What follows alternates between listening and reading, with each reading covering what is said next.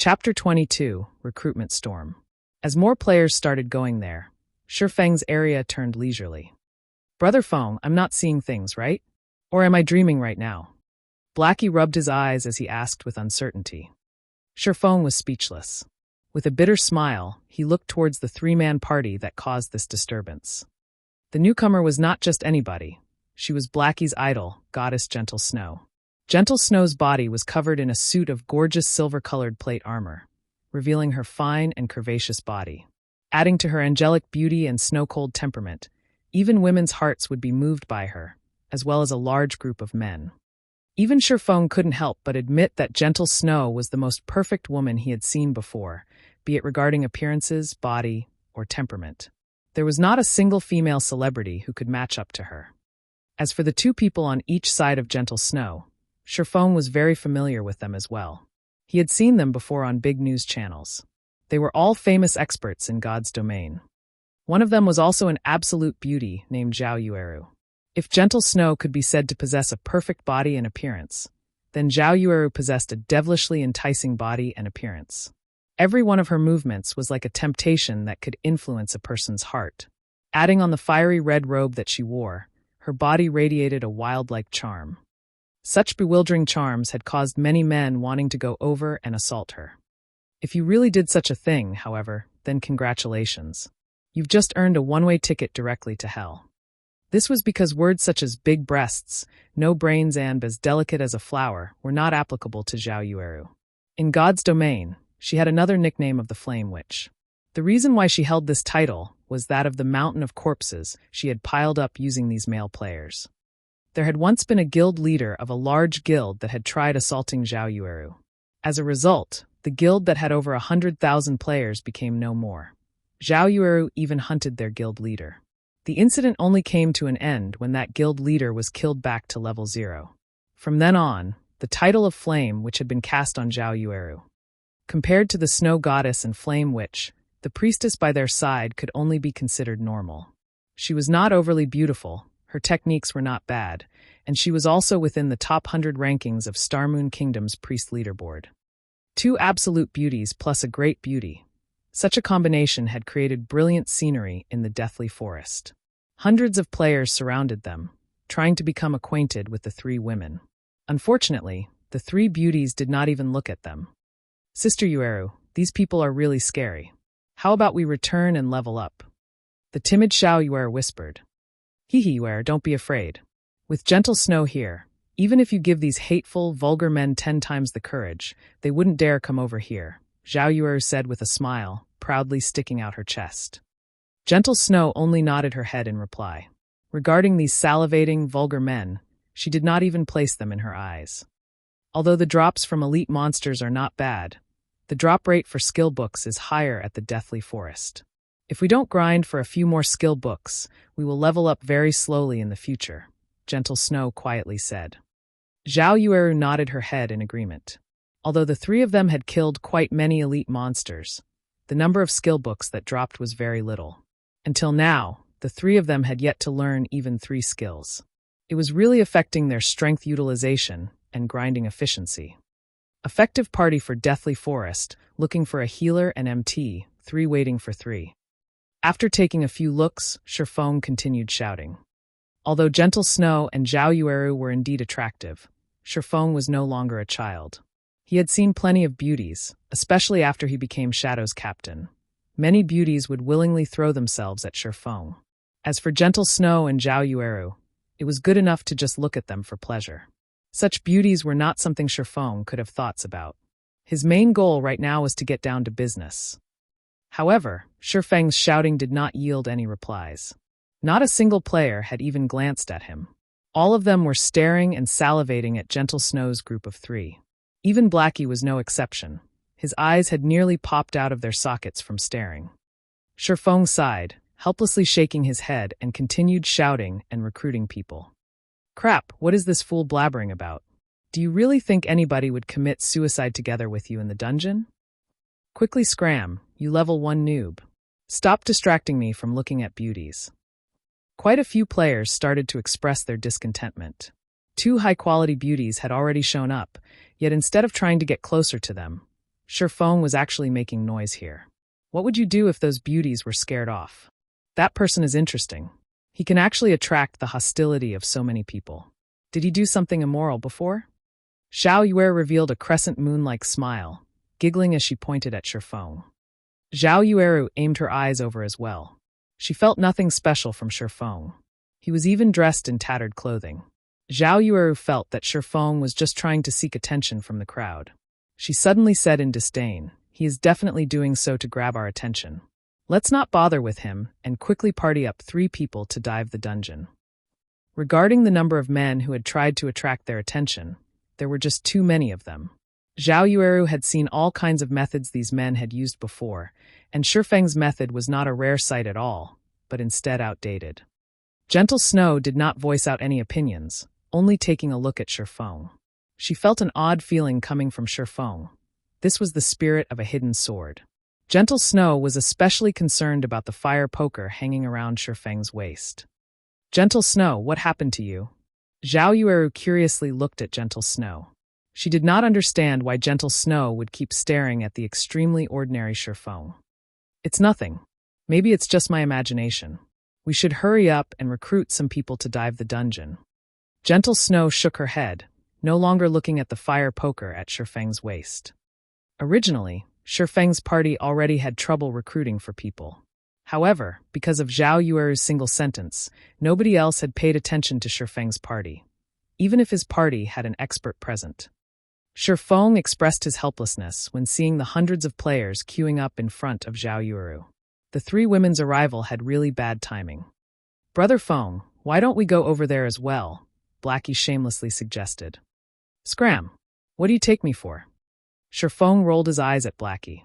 This fellow was just too shameless, forgetting friendship after finding love. Instead, Lonely Snow was the better one. He was a truly honest man. In the beginning, Lonely Snow had only taken a few glances, but stopped after giving out a few praises. He had even helped Feng in recruiting people by his side. Blackie did not dare to speak again after being scolded by Feng. He could only silently look on in envy at those players in the queue. Over 10 minutes later, Feng still had not recruited a single person. Similarly, Gentle Snow's party had also not recruited a single person. However, in Feng's case, it was because nobody had come to join his party. Whereas for Gentle Snow's party, it was because the players that wanted to join did not match up to their specifications. One party was in heaven, while the other was on earth. Feng had no more choices. He could not just continue dragging on in such a way. His time was precious. He could only make exceptions in recruiting. Efficient party for Deathly Forest, we have an expert leading the party, clear in 1 try, no limit to levels, looking for healers and damage dealers, 3 waiting for 3. However, Feng's words had caused many players to send over looks of disdain. Even if you were trying to attract attention, you should have a lower line. Currently, there had already been tens of level 2 players who had died out of the dungeon. Every one of them had said the Deathly Forest was impossible to clear. On the other hand, Feng said his party had no level limits. Then wasn't he trying to say that he only needed 1 person to clear the Deathly Forest? Was this possible? However, Feng's lower line had still attracted some players' attention. Within a few moments, a group of level 1 players had come running over to join. Chapter 23, Tyrant Bear. Tens of level 1 players came running over. The area in front of Feng's party had also started becoming lively. This person is really something. He is so desperate to enter the dungeon that he would even want level 1 noobs. Did he not know that there has already been a level 2 elite party that had returned after dying? Who cares about him? A noob is a noob after all. We won't be able to understand their thoughts. The long queue of level 2 players started laughing one after another at Feng's actions. They all wanted to watch Feng become a joke. Those guys are really interesting. Even I don't have much confidence in clearing the Deathly Forest, yet they actually want to clear it with a group of level 1 players. Zhao Yue's lips curled up slightly, revealing an exuberant smile as she looked in Feng's direction. Her voice carried a hint of ridicule and disdain. Gentle Snow also sent a glance towards Feng from a distance. Feng's temperament was both calm and confident. He did not become angry from being laughed at. Every one of his movements was very mature, not much different from the experts in God's domain she had seen before. However, she did not understand from where Feng's confidence came. Deathly Forest was Red Leaf Town's first dungeon, and it was also everyone's first time being in touch with a dungeon in God's domain. Their difficulties were an unknown. Even the elite parties of guilds would carefully choose their members before entering the dungeon. On the other hand, Feng did not care in the slightest, as if just gathering 6 players was good enough. Maybe I'm just overthinking things. He's just a level 1 player, so how could he clear the Deathly Forest? Gentle Snow caressed her elegant hair, her heart no longer thinking about Feng's odd actions. She looked at her hand, at the player information displayed on it: level 2 summoner, magic attack 28, HP 150, defense 8, movement speed 4. Fail. Next. Afterward, another cursemancer stepped forward. The person tensely sent his own attributes to the snow goddess, Gentle Snow. On the other side, Feng as well was looking at player data. Although he did not have a lower line, he did have a bottom line. The equipment and levels of these level 1 players were much worse than the level 2 players that Gentle Snow's party were recruiting. However, they were still players. As long as they did not simply add their 8 free attribute points early on, the chance of clearing the Deathly Forest with a 6-man party was very high. As for those shield warriors and guardian knights who solely added strength or weapons job but did not add agility, all of them were rejected. Big brother, please party me. Although I am just a level 1 guardian knight, I have a piece of level 0 common equipment. Also, all 8 of my attribute points are still available. I can completely add them based on your requirements. A youth named Kola pleaded, his eyes filled with expectations. Feng was slightly surprised. A guardian knight that did not add any attribute points could actually reach level 1. It was a masterpiece. It had to be known that guardian knights had very low attack, making the killing of monsters difficult. Normally, they would party up to kill monsters. To increase grinding efficiency, they would add a few points of strength. Otherwise, leveling up would be too slow. Guardian Knight Kola. Kola. Kola. When Feng looked at Kola's face, and also his tall and muscular body, he felt that it was somewhat familiar. Suddenly, he entered into deep thought. His memory seemed to have such a person in it. That's right. It's Tyrant Bear. Feng managed to remember it. Tyrant Bear's name was Kola. Tyrant Bear was the core MT of the first-rate guild, Brilliant Stars. During the early periods of God's domain, Tyrant Bear was constantly unsuccessful. He was even kicked out by third-rate guild Heaven's Crown. After entering Brilliant Stars, Kola suddenly started to shine. He turned from being a normal party's MT into the core elite party's MT in the guild. He was ranked 15th on the Guardian Knight leaderboard of Starmoon Kingdom. Kola was known for both being able to attack and defend. Feng had never thought that the Tyrant Bear would run up to him on his own. Kola was such a shy person as well. It was totally different from the Tyrant Bear of 10 years later. Suddenly, Feng had an idea. Currently, the Tyrant Bear had yet to join Heaven's Crown, not to mention Brilliant Stars. If Feng could poach Kola over and turn Kola into his own MT, then wouldn't dungeon diving in the future be a lot easier? Big brother, I guarantee that I will absolutely listen to your commands when inside the dungeon. Please consider it over. Kola's tone carried hints of begging. Feng had nearly let loose a laugh. The great Tyrant Bear would actually speak in such whispered tones, just for a position in the dungeon. However, Feng still held it in. The level 1 players that had come here all held hopes of getting lucky. The other parties that entered the Deathly Forest with level 2 players were already no good, not to mention level 1 players like them. If they could enter once into the Deathly Forest and fortunately obtain 1 or 2 pieces of equipment, then it would be of great help to their future development. At that time, entering into a large guild would become much easier. All right, I can add you in. Feng's face turned grave as he said, however, you should know that bringing a level 1 noob like you into the Deathly Forest isn't easy. I can't just carry you through the Deathly Forest, and then after you get equipment, you join some other elite parties. Wouldn't I just be striving for nothing? When Feng finished his speech, quite a few level 1 players had suddenly sent over looks of disdain. Weren't you also a level 1 noob? However, Feng did not care about what these people felt. He continued saying, I wish to form a stable party. Even if we need members, it would be with stability as the priority. If you wish to enter the dungeon, you need to be prepared for the long term. When I call you for dungeon diving, you must come. You cannot reject because you have some other matters. So, what will be your choice?" When the other players heard Feng saying so, they suddenly turned quiet. Feng's intentions were very clear. If you wish to enter the party, then you won't be able to join other parties in the future, not to mention joining a guild. Everybody knew that entering a guild was the best method to increase your own strength quickly. Currently, they did not have the qualifications to join any of those guilds. So, they were here to try their luck, hoping to obtain 1 or 2 pieces of equipment. They might even be able to join those guilds afterward. So, how would they be able to give up their chances of entering a good guild just to enter a dungeon?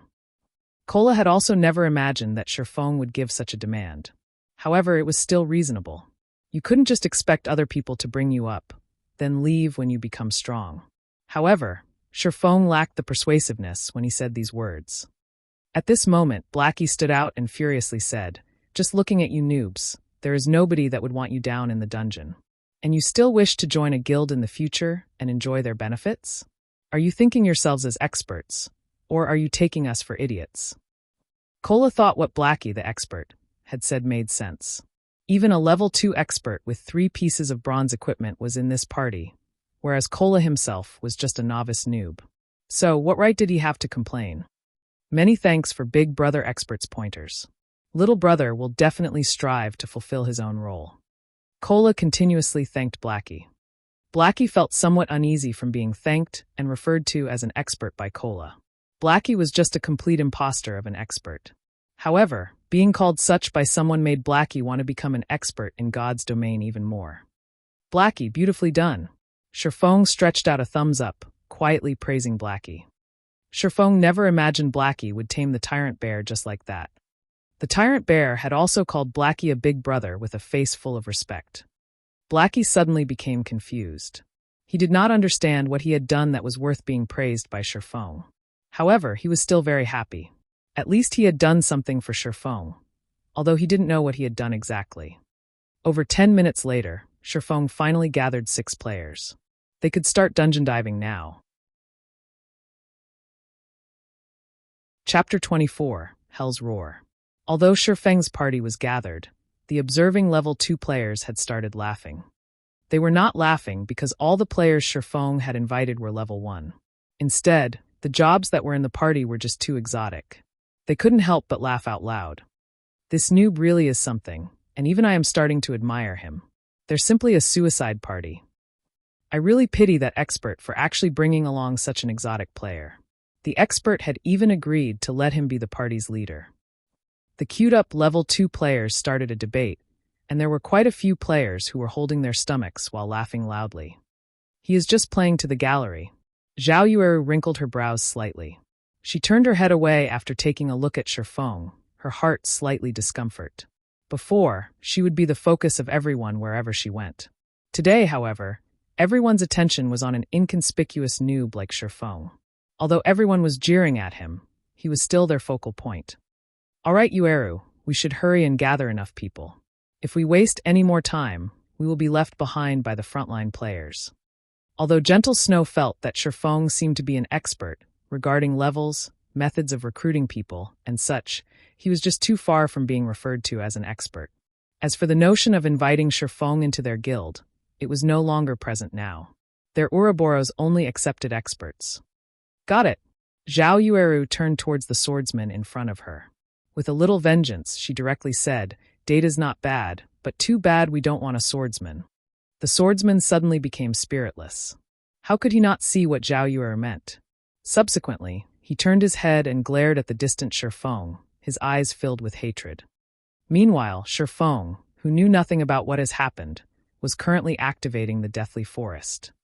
System, please select activation difficulty. System, normal hard hell. Feng chose hell without hesitation. Suddenly, the transfer passage in front of the Deathly Forest changed. It changed from a silvery gray color to pitch black. At the same time, a flickering skull that had its mouth wide opened could vaguely be seen. Meanwhile, the party members of Feng's party all received a notification. System, you have chosen Hell mode of Deathly Forest. Death penalty increased by 100%. Suddenly, The faces of the members of the party turned deathly white. Death penalty increased by 100%.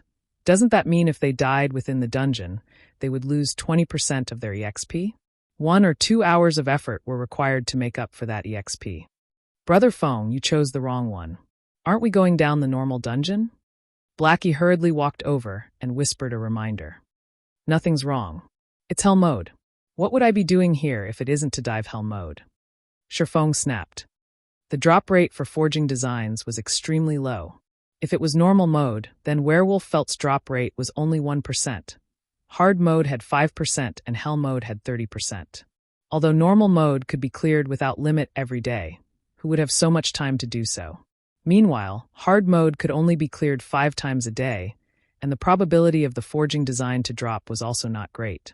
As for hell mode, it could only be cleared once a day, but it was also the one that had the most hopes of dropping it. Feng, Brother Feng, what are you saying? Hell mode of the Deathly Forest? Just look at our party.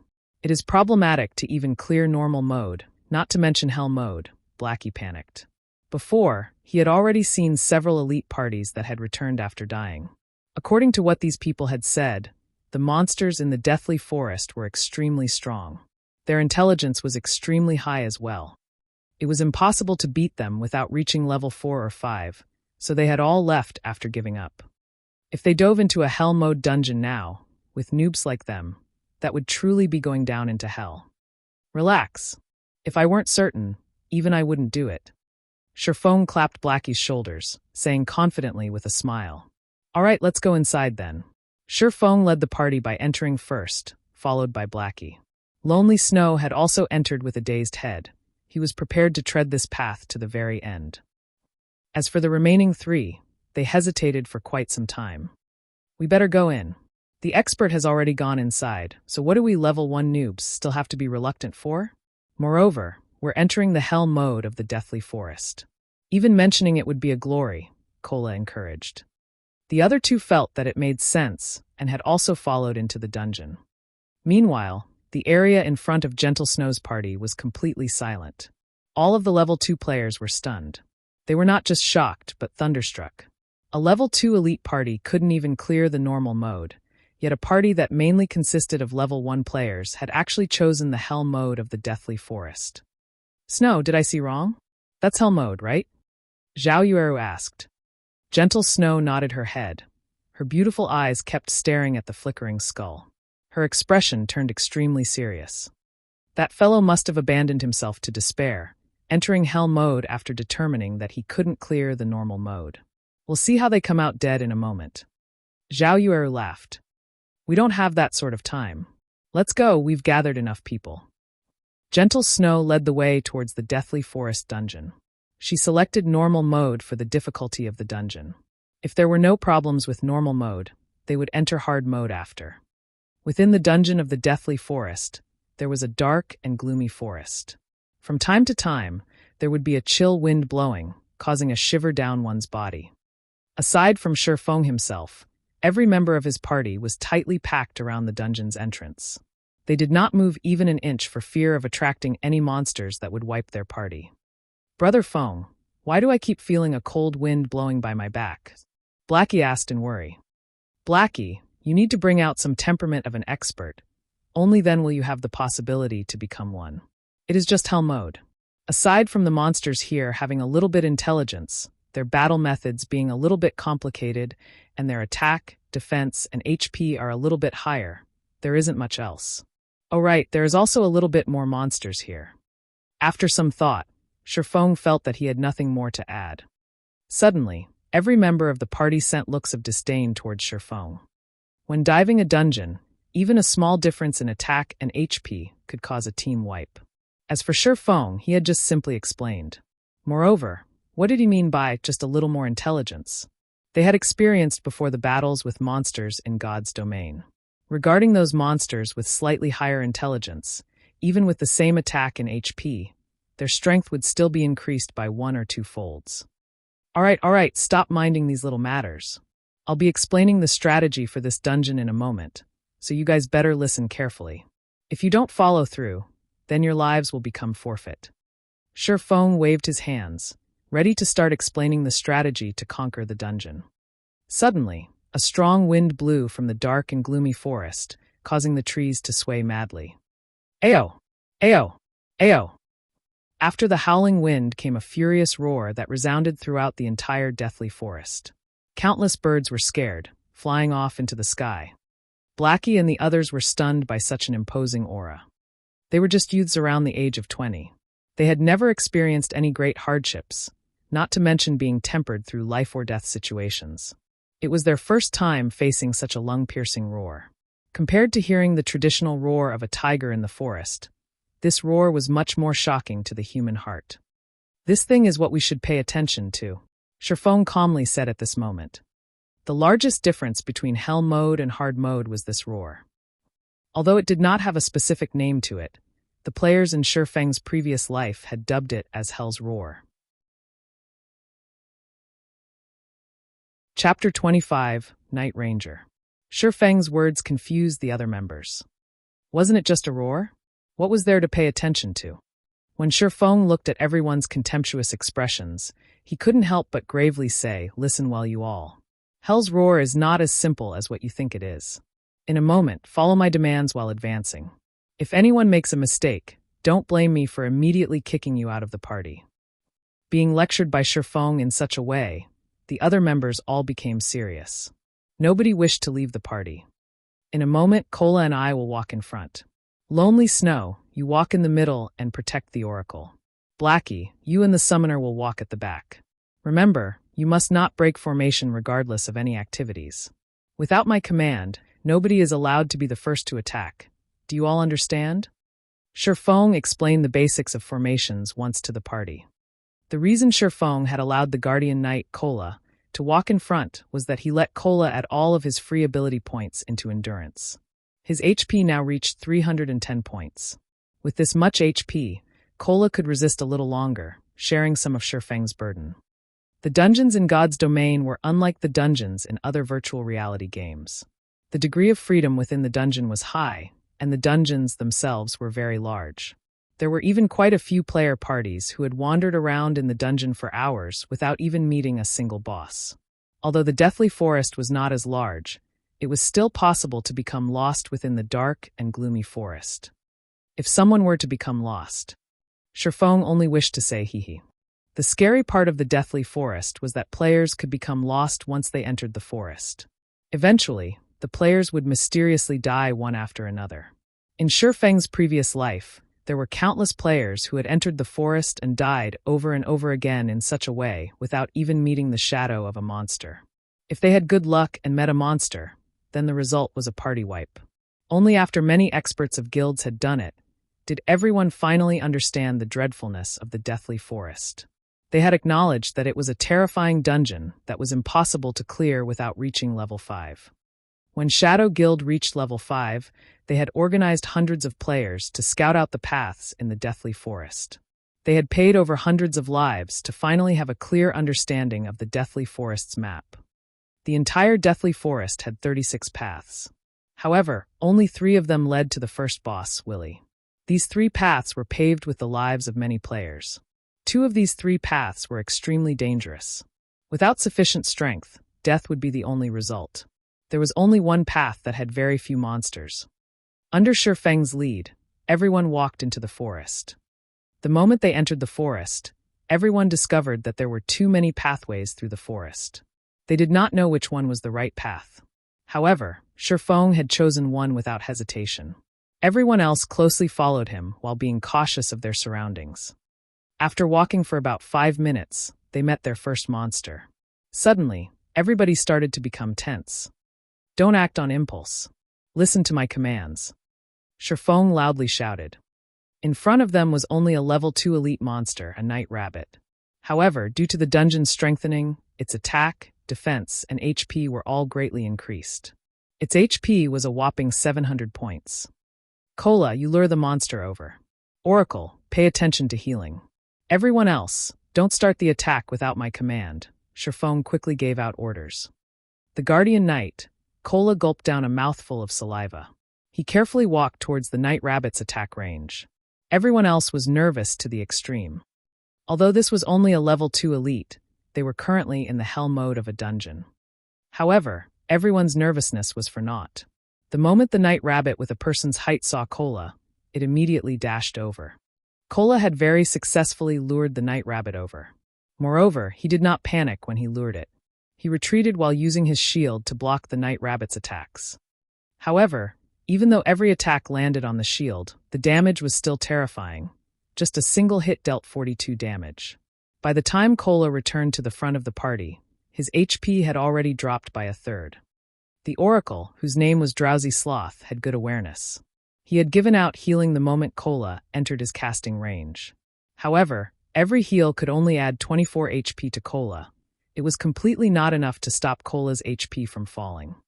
"Brother Feng, are we still not attacking?" Blackie was slightly nervous. At this moment, Cola's remaining HP did not even reach 1/3 of its total. Bringing an Oracle into a dungeon was just a complete mistake. Amongst the healer jobs, Oracles had the weakest healing abilities. However, since Feng had chosen so, Blackie could only acknowledge it. Now that their MT was close to death, it would be unacceptable if they still did not attack. "Hold on," Feng resolutely said. Time passed bit by bit. Cola continuously used his shield to block the claw attacks of the night rabbit, whereas his HP continuously decreased. Cola only had 20% HP remaining, yet Feng had yet to give out the command to attack. Just when everyone thought that Feng wanted to give up on Cola, a flying arrow pierced through the forest, shooting directly for the party's Oracle, Drowsy Sloth. Lonely Snow had not reacted at all as Drowsy Sloth was struck directly on his chest. A very great damage of minus 123 points appeared. At this moment, Feng shouted, "Sloth, use life payment. Use the damage you received to heal Cola. Blackie, hold back the night rabbit to let Cola recover. Lonely, come with me." Everyone else attacks the night rabbit. Oracles were indeed the weakest regarding healing. However, Oracles had high HP. They would not be easily one-shot. Also, Oracles had two skills when they first start out. One was Life Prayer, while the other was Life Payment. Life Payment could turn the damage received by the user into a heal to be used on other players. In the early periods of the game, healers did not possess many skills or equipment. In regards to such a situation, Oracles had a greater advantage over other healers when entering the Deathly Forest. It was the reason why Feng had given up on choosing a priest over an Oracle. After finishing his piece, Feng rushed into the forest. "Do you think I will let you run away?" Feng coldly said as he looked at the dark shadow running through the forest. Wind Blade. Feng turned into a phantom, chasing directly forward. The reason why Feng did not let anyone attack the night rabbit was to use Cola as bait. Feng wanted to lure out the dark hand hiding behind the scenes. Although the night rabbit looked terrifying, an elite party could face up to 2 or 3 of them at once without any problems. However, in Feng's previous life, the reason why even a level 5 elite party could be party-wiped was that of the dark shadow in front of Feng. This dark shadow used the night rabbit as bait, luring players into attacking it. The dark shadow, on the other hand, would ambush the healers from behind. As the night rabbit was occupying everyone else, there was no way to save the healer. In the end, everyone died. Inside the Deathly Forest, if players did not deal with this fellow, the result would be a party wipe. With the increased movement speed from Wind Blade, Feng quickly caught up to the dark shadow. Feng waved out 3 sword slashes, sealing the dark shadow's path of advance. The black shadow knew that it could not escape. It immediately turned around, unsheathing a pair of knives to block Feng's attack. Dang! Dang! Dang! With the abyssal blade, Feng's strength was frighteningly high. His attacks caused the dark shadow to take 3 steps back, and each step it retreated would be followed by the damage that was over -10. In the end, the dark shadow revealed its figure under the moonlight. Night Ranger, Special Elite. Level 2. HP 1458/1500. Seeing the Night Ranger being repelled, Feng immediately used Abyssal Bind without giving him a chance. 9 pitch-black chains appeared to bind the Night Ranger, preventing him from moving for 3 seconds, and his defense reduced by 100%. Thundering Flash. Chop. Damages of -81, -98, -119, -124 appeared. When the 2 skills landed, a frightening amount of damage appeared, taking away a quarter of the Night Ranger's HP. No matter how capable the Night Ranger was, it could not break free from the binding of the 9 chains. He could only silently take a beating for 3 whole seconds. Feng was unrestrained as he sent out sword slash after sword slash, piercing through the vital point on the Night Ranger's chest. By the time the Night Ranger broke free from the bindings, his remaining HP did not exceed 700 points. Wretched human. The Night Ranger was enraged. He brandished his twin blades like a gale, engulfing Feng. At this moment, Lonely Snow finally caught up. A charge from him had caused the Night Ranger to enter a fainted state, at the same time breaking the Night Ranger's gale-like blade. Feng took the chance to slash at the Night Ranger's neck. Lonely Snow also brandished his large axe at the Night Ranger. By the time the Night Ranger had awoken, he only had a remnant of his HP left. The Night Ranger abruptly hacked his twin blades towards Lonely Snow, sending him flying backward and dealing 64 damage. The Night Ranger turned his head to stare at Feng, once more brandishing his twin blades and slashing horizontally towards Feng's neck. Dang! Feng used parry with his sword. Without giving the Night Ranger any chances to retaliate, Feng lifted up the Ranger and tossed him back. Then, Feng followed up with a couple of sword strikes, finishing off the Night Ranger. Feng conveniently picked up the 2 items that dropped, then immediately ran towards Cola's location to provide help. Laying by the side, Lonely Snow became dumbfounded after seeing Feng's agile skills. His heart filled with shock. Lonely Snow had even forgotten to follow Feng to support. There was such a way even to kill monsters? Chapter 26, Miraculous Technique. By the time Feng returned to the party, the elite Night Rabbit only had 1/3 of its HP remaining. Everyone had coordinated properly. Cola tanked in the front alone, while the others vigorously dealt damage. However, to control aggro, Blackie did not madly deal damage. Instead, he used Evil Whip to pin down the Night Rabbit, giving Cola some breathing space. Cola's performance was also very good. He steadily tanked the monster, and he also had good control over aggro. Cola was not at the level of a novice, but there was still a long road ahead before he became an expert. Cola, don't always try to block with your shield. It isn't a must to block an attack like the other virtual reality games. You can also dodge to avoid an attack. That way, you could reduce the stress on the healer. For everyone else, focus your attacks on the target. Don't just randomly attack. Aim your attacks at the wild rabbit's claws or other weak points. That way, you can reduce a lot of burden on the MT. Feng did not directly go up to help Cola, but instead, he taught everyone how to battle against monsters. If everyone battled while regarding God's domain as a traditional game, the results would be disastrous. This was because the healing given out was usually far from being able to keep up with the damage received. Some parties would bring an extra healer. However, this would result in the damage being insufficient. The result was still a party wipe. Players only slowly got used to the combat style in God's domain several months after the game opened. The players then would no longer be as cute and simple as they were now. Feng wanted to cultivate everyone to build a foundation for his future workshop. So naturally, he needed to let these people learn the combat styles of God's domain earlier. Everyone thought Feng was also a noob, so they held slight dissatisfaction within their hearts. The expert did not say anything, so why was a noob like him giving out commands? However, Feng's words made sense, so they still consciously did as Feng said. Cola had also started to change his battle style. He was no longer using his shield to block the attacks rigidly. Instead, he retreated a step back when the wild rabbit launched its attack, taking the chance to avoid it. Although Cola still needed to use his shield to block most of the time, it had still greatly reduced the burden on the healer. Such a change allowed killing the Night Rabbit to become even easier. The few level 1 noobs were also slightly surprised. There was some change in their opinions towards Feng. Feng was not as unbearable as they had imagined him to be. Feng only smiled at this situation. He did not mind their thoughts at all. Feng only felt that Cola was quite good after seeing his performance. Although Cola was a first-rate expert 10 years later, he currently was still far from that point. If it were an expert MT, they would not retreat, but choose to dodge the attack without even moving. Such a decision was because if the MT moved, the monster would move as well.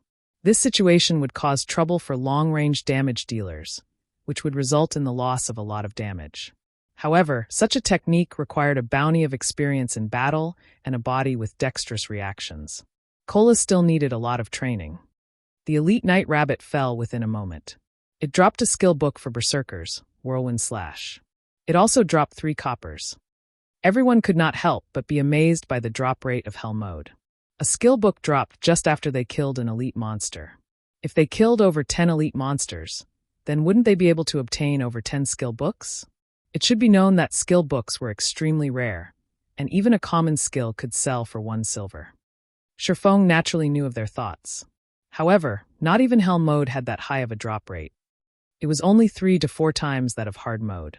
Afterward, Feng passed Whirlwind Slash to the stupefied Lonely Snow. Then he passed a level 1 bronze defensive plate armor to Cola. The Night Ranger dropped the armor. With these items, the party's strength slightly increased. Cola's mouth could not close after receiving the defensive plate armor. He hurriedly thanked Feng for it. With this bronze plate armor, not only had Cola's defense increased by 14 points, but his HP had also become 350 points. Aside from Feng and Blackie, everyone else on the scene was filled with envy. Bronze equipment was the identification of an expert. Outside the dungeon, it was impossible to obtain a piece of bronze equipment, even if you begged for it. And this piece of equipment was obtained by Feng alone. Yet, Feng gave it to Cola without hesitation. Everyone's opinion towards Feng changed quite a bit. They felt such a party leader was not bad at all.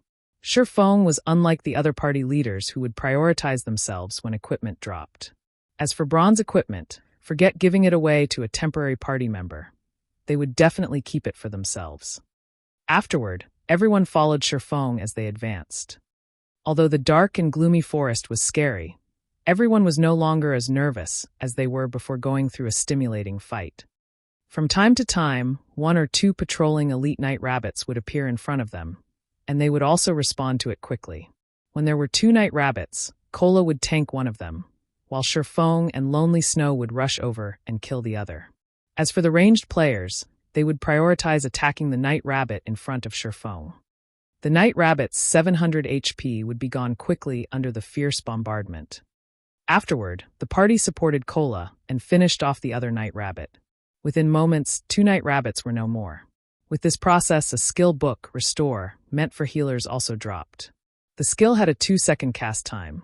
When learned by oracles, the skill could instantly restore 37 HP. It was far better than Life Prayer. It did not share the same cooldown as Life Prayer, so the 2 could be used in coordination to negate the damage caused by the elite night rabbits completely. Drowsy Sloth continuously thanked Feng and the other party members for letting him learn the skill book. Restore was an extremely important skill for conquering dungeons. If it were to be sold outside, it could go for at least 2 or 3 silver coins. Don't mind it. Skill books are meant to be used. Let's continue onward. Feng smiled as he answered. Aside from AoE attack skill books, healer class skill books were the most expensive and rare. However, the Deathly Forest was a dungeon meant to let players build up their foundation in God's domain. In Hell Mode, the drop rate for basic healing skills was very high. In Feng's previous life, he had obtained 4 healing skill books just after entering Hell Mode of the Deathly Forest once. It was not considered valuable. After more than an hour, Feng's party arrived at a flat grassland. They had finally met the first boss of the dungeon. Willy, Chieftain rank. Level 3. HP 6000. Willy was a ferocious night rabbit.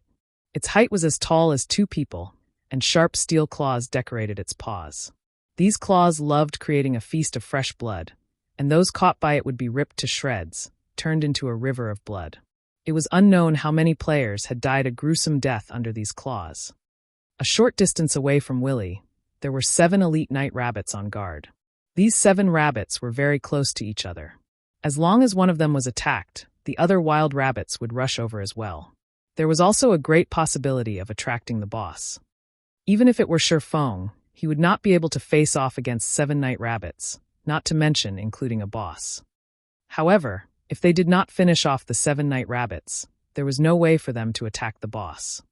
Brother Feng, what should we do now? This place has too many night rabbits. The game isn't giving us any chances. Blackie was very anxious. Although the boss was in front of them, the system had dealt them such a hand. This difficulty was just too great. No wonder it was a hell mode dungeon. It was impossible to pass through without absolute strength. The system's setting also angered everyone, who could fend off 7 elite night rabbits. Even a level 5 guardian knight would not be able to do it. You all wait for me behind that rock. Cola, get ready to receive the monster. Everyone else is not allowed to attack without my command. Feng pointed towards a large rock nearby. Feng naturally knew that there were 7 elite night rabbits here. Everyone abided by Feng's command without question. All the monsters they had killed on the way here relied on Feng's commands for success. They killed quite a lot of night rabbits, and everyone had obtained 1 or 2 pieces of bronze equipment. Blackie even had 5 pieces of bronze equipment. Their party's strength has definitely surpassed the other elite parties. The credit for such an achievement belonged to Feng's commands.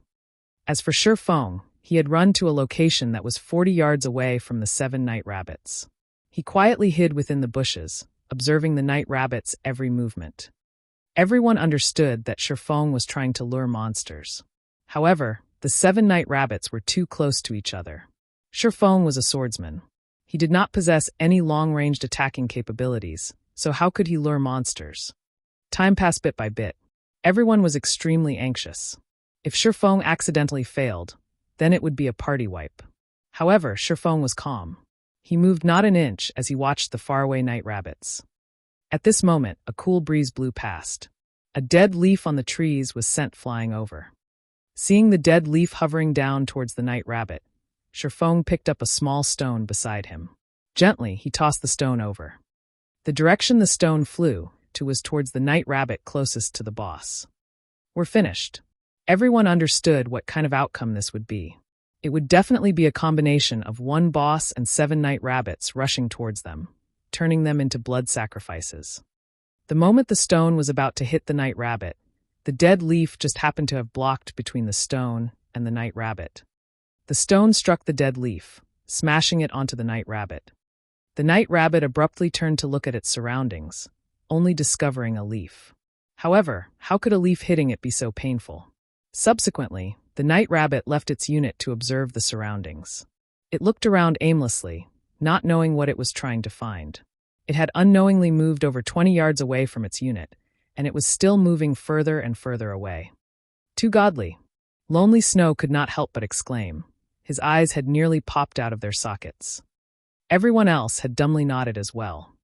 What kind of accurate judgment and aim was required to hit the dead leaf while hitting the night rabbit, and thereby confusing the night rabbit's hatred, causing it to look for its target blindly? Even calling it as an ultimate skill was not excessive. Was Feng really a noob? He couldn't be some gaming god here to make a fool of them, right? Summoner, the rest is up to you. Feng walked to the rock's location.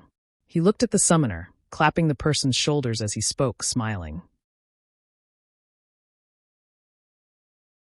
Chapter 27. Feng's Improved Party. Hearing Feng's comment, the summoner, Gluttonous Mouse, suddenly panicked. He did not understand what Feng wanted him to do. If he had performed badly and was kicked from the party as a result, he would regret it until he died. It was hard to find a good party during this time, not to mention a party with an expert leading it. It was impossible to join such a party, even if you begged. Relax, I won't let you do anything dangerous. You just have to summon out a flame sprite and follow my instructions. You don't have to do anything else, Feng said with a smile, trying to ease the nerves of Gluttonous Mouse a little. Currently, summoners were not strong, mainly due to the incapability of their skills. A summoner's method of attack mainly relied on their summoned creatures, whereas their normal attack was the low-damage magic bullet. However, a summoner with awesome skills could become a one-man army. It was especially true for summoners who could call out powerful elemental creatures. They could kill elite monsters as if they were just playing around. Party leader, rest assured, I'll definitely do it, Gluttonous Mouse loudly said, his tone filled with respect. He was like a student who had met his teacher. Everyone else, distance yourselves from that rock. 20 yards away from it would be the best. Pay attention not to lure the other monsters. Feng turned around and said to the other party members. Yes, party leader. The other party members loudly replied. Their current attitudes were completely different from before. Feng was slightly shocked by everyone's performance. Why was each and every one of them so obedient all of a sudden? However, Feng did not know that the single stone he threw just now had completely shocked every one of them. They were filled with admiration towards Feng's stone-throwing technique. Such skill and accuracy were definitely not something a normal person could do. Professional players might not even be able to do so. Worshipping the strong was a common sight within a game. These level 1 noobs were no exception. At this moment, the gaze everyone used to look at Feng was completely different. Before, they merely felt that Feng was a good commander. Now, however, Feng was a strong person they worshipped. They had faintly grown a sense of reverence for Feng. Standing to the side, Blackie clapped Lonely Snow's shoulders, proudly saying, "How is it?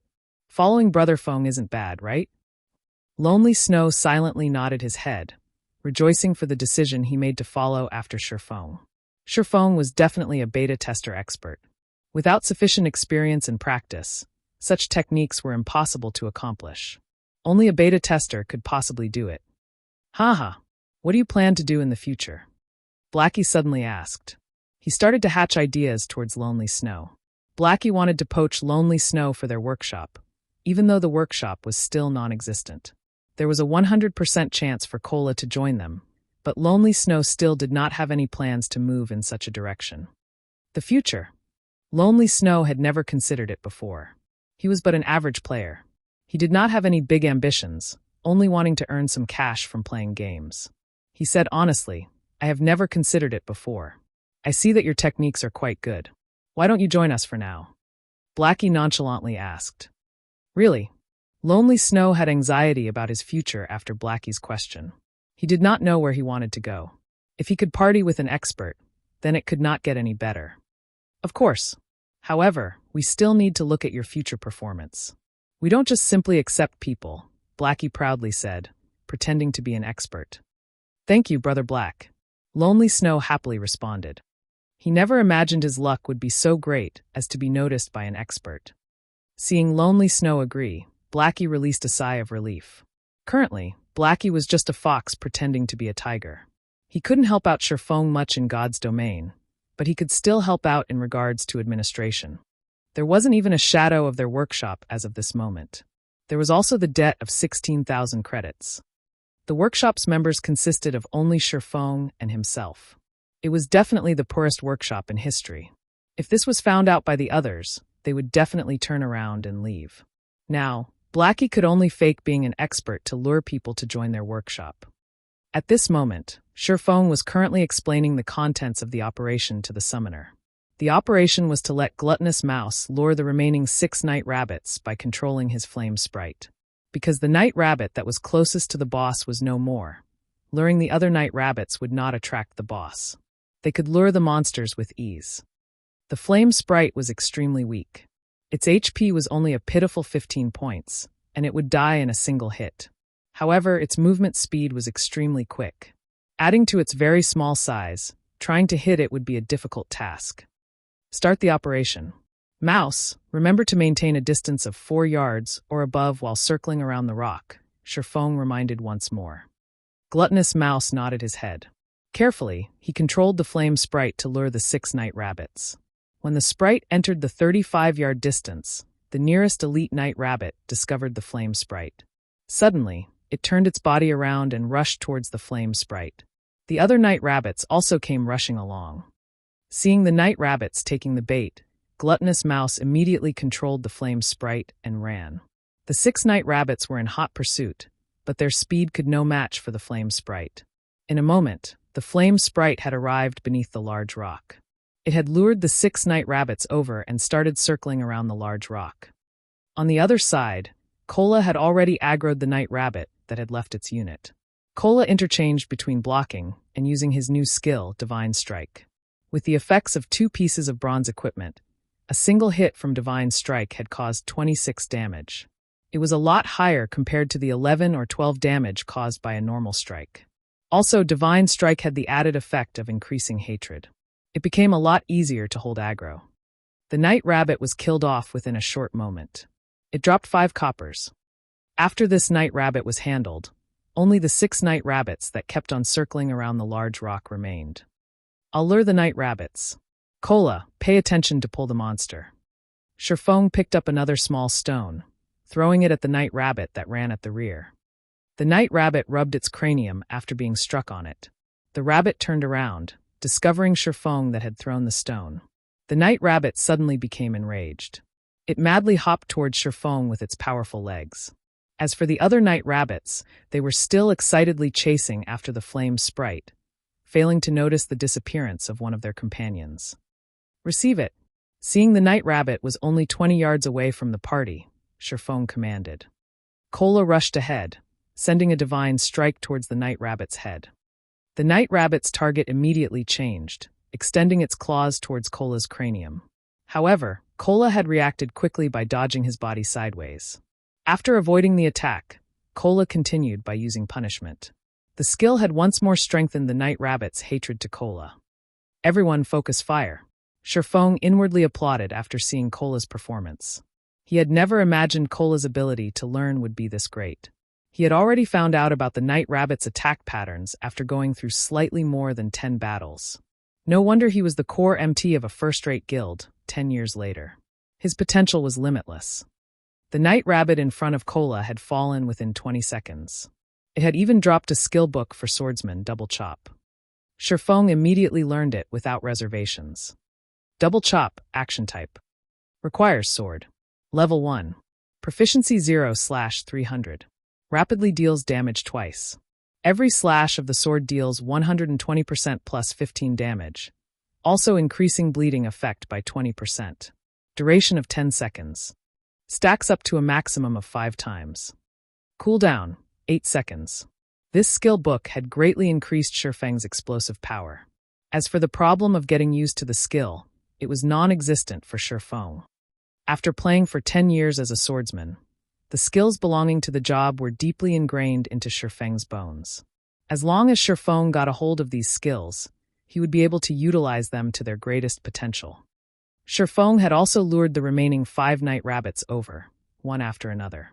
The party had killed the rabbits one by one, and following the death of the final night rabbit, a golden glow appeared around Feng's body. He had risen to level 2. At the same time, the 5 night rabbits had contributed to the party a piece of bronze plate armor for guardian knights. The equipment increased Cola's HP to 390 points and his defense to 56. It had also increased Cola's ability to resist against the night rabbit chieftain, Willy. Chapter 28, The Horror of Hell Mode. With the elites that were on guard all dead, only the boss, Willy, remained on the open field. At this moment, Willy was laying on the ground, sleeping. It would scratch its back from time to time, completely unaware of its missing henchmen. Everyone recover for now. I'll explain the method to raid Willy in a moment. Feng wanted everyone to ease up first. It would not be easy to face off against Willy. The fight would require a high degree of concentration, because a single mistake would cause everyone to be buried together. Hearing Feng's command, everyone sat down to recuperate. They ate and drank to recover to their best state. Feng's finger waved and shook as he called up his attribute panel. He had recently reached level 2. Because of the Abyssal Blade, the free attribute points he obtained exceeded other players by 2 points. The choices he could make with his points were slightly more than the average player. In the initial period, it was sufficient for the agility of a swordsman to reach 20 points. However, Feng increased his to 30 points. There would be a fixed increase in the body's flexibility when agility reached 30 points. Subsequently, Feng added the remaining points into strength, making it easier for him to contend with the boss. Feng had on him 3 pieces of bronze equipment, a mysterious iron ring, and a magic weapon. Feng attributes had basically reached his own requirements. Character: Feng, human. Affiliated kingdom: Star Moon. Title: Might of 1000. Job: swordsman. Level: 2, HP, 520/520. Attack power: 88. Defense power: 39. Attack speed: 15. Movement speed: 13. Attributes: Strength 32, Agility 30, Endurance 24, Intelligence 13, Vitality 13. With such attributes, Feng had more confidence dealing with Willy. Seeing everyone recovered, Feng started explaining, Willy has 2 skills. One of them is Killing Feast. When used, Willy will ignore hatred and randomly attack the nearest players. Blackie and Lonely, you two have to pay attention to your positioning. The other skill is Death Claws. Cola, you have to distance yourself from the boss before this skill is used. Lonely Snow, pay attention to interrupt the boss. I'll remind you when the time comes. Another point to take note of, Willy is very smart, so don't keep on using the same attack pattern. Alright, that's it. If we're ready, then start the battle, Cola. Brother Feng, is there nothing else we have to pay attention to? Blackie walked up to Feng's side, whispering. This place was the hell mode of the Deathly Forest. Not everyone was an expert as well. However, Feng's explanation was so simple that it made them feel conquering this boss was very easy. However, there were so many elite parties which had died inside normal mode, so how could hell mode be so simple? Party leader, are there no details we need to pay attention to? Everyone was very worried. They all held anticipation in their gazes as they looked towards Feng, hoping that he would speak more about the finer details. They were noobs, so there were a lot of things they did not understand. In regards to an expert like Feng, the things he felt were common knowledge, were definitely not common to noobs like them. Elites could not be compared to a boss. The other elite parties must have definitely died at the hands of the boss. Although their equipment was better than an elite party's, they were still level 1 noobs. They clearly knew their own worth. You guys worry too much. Relax. When the time comes, I'll tell you what you should do and when you should do it, so don't worry about it. Cola, start the fight and remember to dodge more often. A single healer will not be able to match up to the boss damage. Feng smiled. He felt his party members were quite interesting. They were much more serious about the details than he had thought. In his previous life, Feng had entered Hell Mode dungeons countless times as the Captain of Shadow. There was also no lack of 100-men dungeons amongst those times. So, how could he not know how to guide a few noobs to beat a small boss? Cola had no choice but to go at it hard. Willy abruptly leaped up the moment Cola entered its detection range. Its mouth salivated when it saw Cola, and its 2 pairs of steel claws intertwined to produce sparks. Cola had clearly stimulated Willy's heart of massacre. It lifted its steel claws and hastily dashed towards Cola. Start casting heals. All damage dealers prepare to attack Willy's limbs. Feng commanded when he saw Willy's menacing appearance. Just when Feng finished speaking, Willy had arrived before of Cola. Before Cola could react, its sharp claws had fallen from the sky, slashing at Cola's neck. Pung! Cola instinctively used his shield to block the steel claws, forming 3 brilliant streaks of sparks. There were also 3 claw marks left on the shield. Due to the immense rushing force, Cola was forced to retreat 5 or 6 steps as he stabilized his body. Above his head, a damage of -103 appeared. Before Cola could even attack, Willy once again waved out its steel. This time, Cola was sent flying with his shield, and a damage of -105 points appeared. Only at this moment did the heal land on Cola, recovering 43 HP for him. It was a truly insignificant amount when compared to the damage Cola received. Everyone was shocked. The movement speed and damage of the boss was too horrifying. If Cola did not possess 2 pieces of bronze equipment, or if he did not block the attacks with his shield, he would have simply died from these 2 strikes. Lonely Snow, use charge on Willy. Blackie, use Evil Whip. Feng had long since expected such a situation. He quickly instructed Blackie to use a binding skill. Lonely Snow reacted by using a charge to block Willy's next attack and saved Cola's life. However, Lonely Snow's attack had only caused -11 damage to Willy. He became dumbfounded by it. He had added most of his attribute points into strength, and he even had 2 pieces of bronze equipment on him. Yet, he had dealt such a small amount of damage. It should be known that the boss in front of him had 6,000 HP. Blackie also finished chanting from the side, sending out his evil whip. 5 streaks of pitch-black thorns suddenly constricted Willy's legs. Feng took the chance to circle around to Willy's rear. With the abyssal blade in hand, he used double chop on Willy's neck, causing -66 and -67 damage. His attack also caused a bleeding effect, causing Willy to lose 8 HP every second, lasting for 10 seconds. The high damage immediately caused Willy to switch its hatred to Feng. However, Feng did not give it any chance. With his 30 agility, Feng easily dodged away from the steel claws, appearing 5 yards away from Willy. Ayo! Ayo! Ayo! Willy furiously bellowed as it rushed at Feng. Ranged players start attacking. Cola, come over and hold Willy after you're done recovering. Feng systematically retreated while he dodged Willy's claws. However, the others watching Feng were shocked to their souls.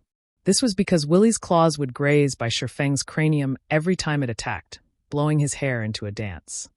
Although everyone was shocked, they never stopped attacking.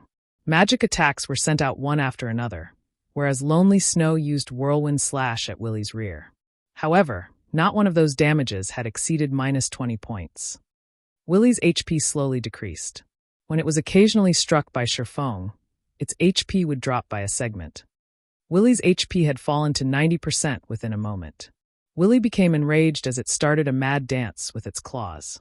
It used Death Claws, greatly increasing its attack speed. Feng was nearly hit by it.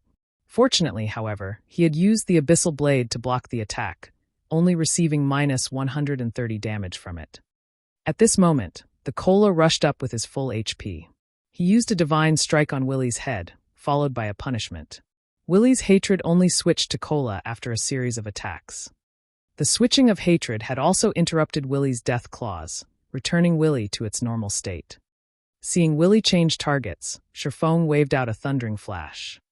3 streaks of thunder passed through Willy's body, dealing -92, -116, -137 damage. At the same time, giving Willy a damage amplification effect, it allowed others to deal 20% more damage to it. The fight with Willy became much easier. Blackie was sending out dark arrows without stopping, each dealing over -50 damage, whereas the others only managed to deal over -20 damage to Willy. Being given a painful beating, Willy was just about to turn around and attack Feng when Cola used both Divine Strike and Punishment once more. Willy's hatred was quickly pulled back to Cola. When Willy turned back to Cola, Feng used a chop on it. In such a way, Feng and Cola took turns aggroing Willy, causing it unable to attack any players. Willy's HP continuously dropped until it was 30%. Willy entered a berserk state, its body increasing by several sizes. Melee players stay away from the boss. Blackie, use Evil Whip. Healer, heal me. Feng loudly shouted. In its current state, Willy was definitely going to use its big move, Killing Feast. Lonely Snow and Cola immediately distanced themselves from the boss after hearing Feng's command, letting Feng tank the boss by himself. When the two of them had run out of the 10-yard range, Willy disappeared. No one understood what happened. When Willy reappeared, it had already arrived at Feng's back, and its steel claws abruptly descended. Feng had long since been ready for this. He used his sword to block the incoming claws. However, just after blocking this attack, Willy once again disappeared and again appeared behind Feng. Within 2 short seconds, Willy had attacked Feng's back 7 times. Fortunately, Feng's agility had reached 30 points. It was barely enough to match up to Willy's speed. However, every attack Feng blocked would still take away a significant amount of HP from him. The heals he received also continuously recovered his HP. -96, -97, +46, -96, -97, +48, +32, -96, -97, +46.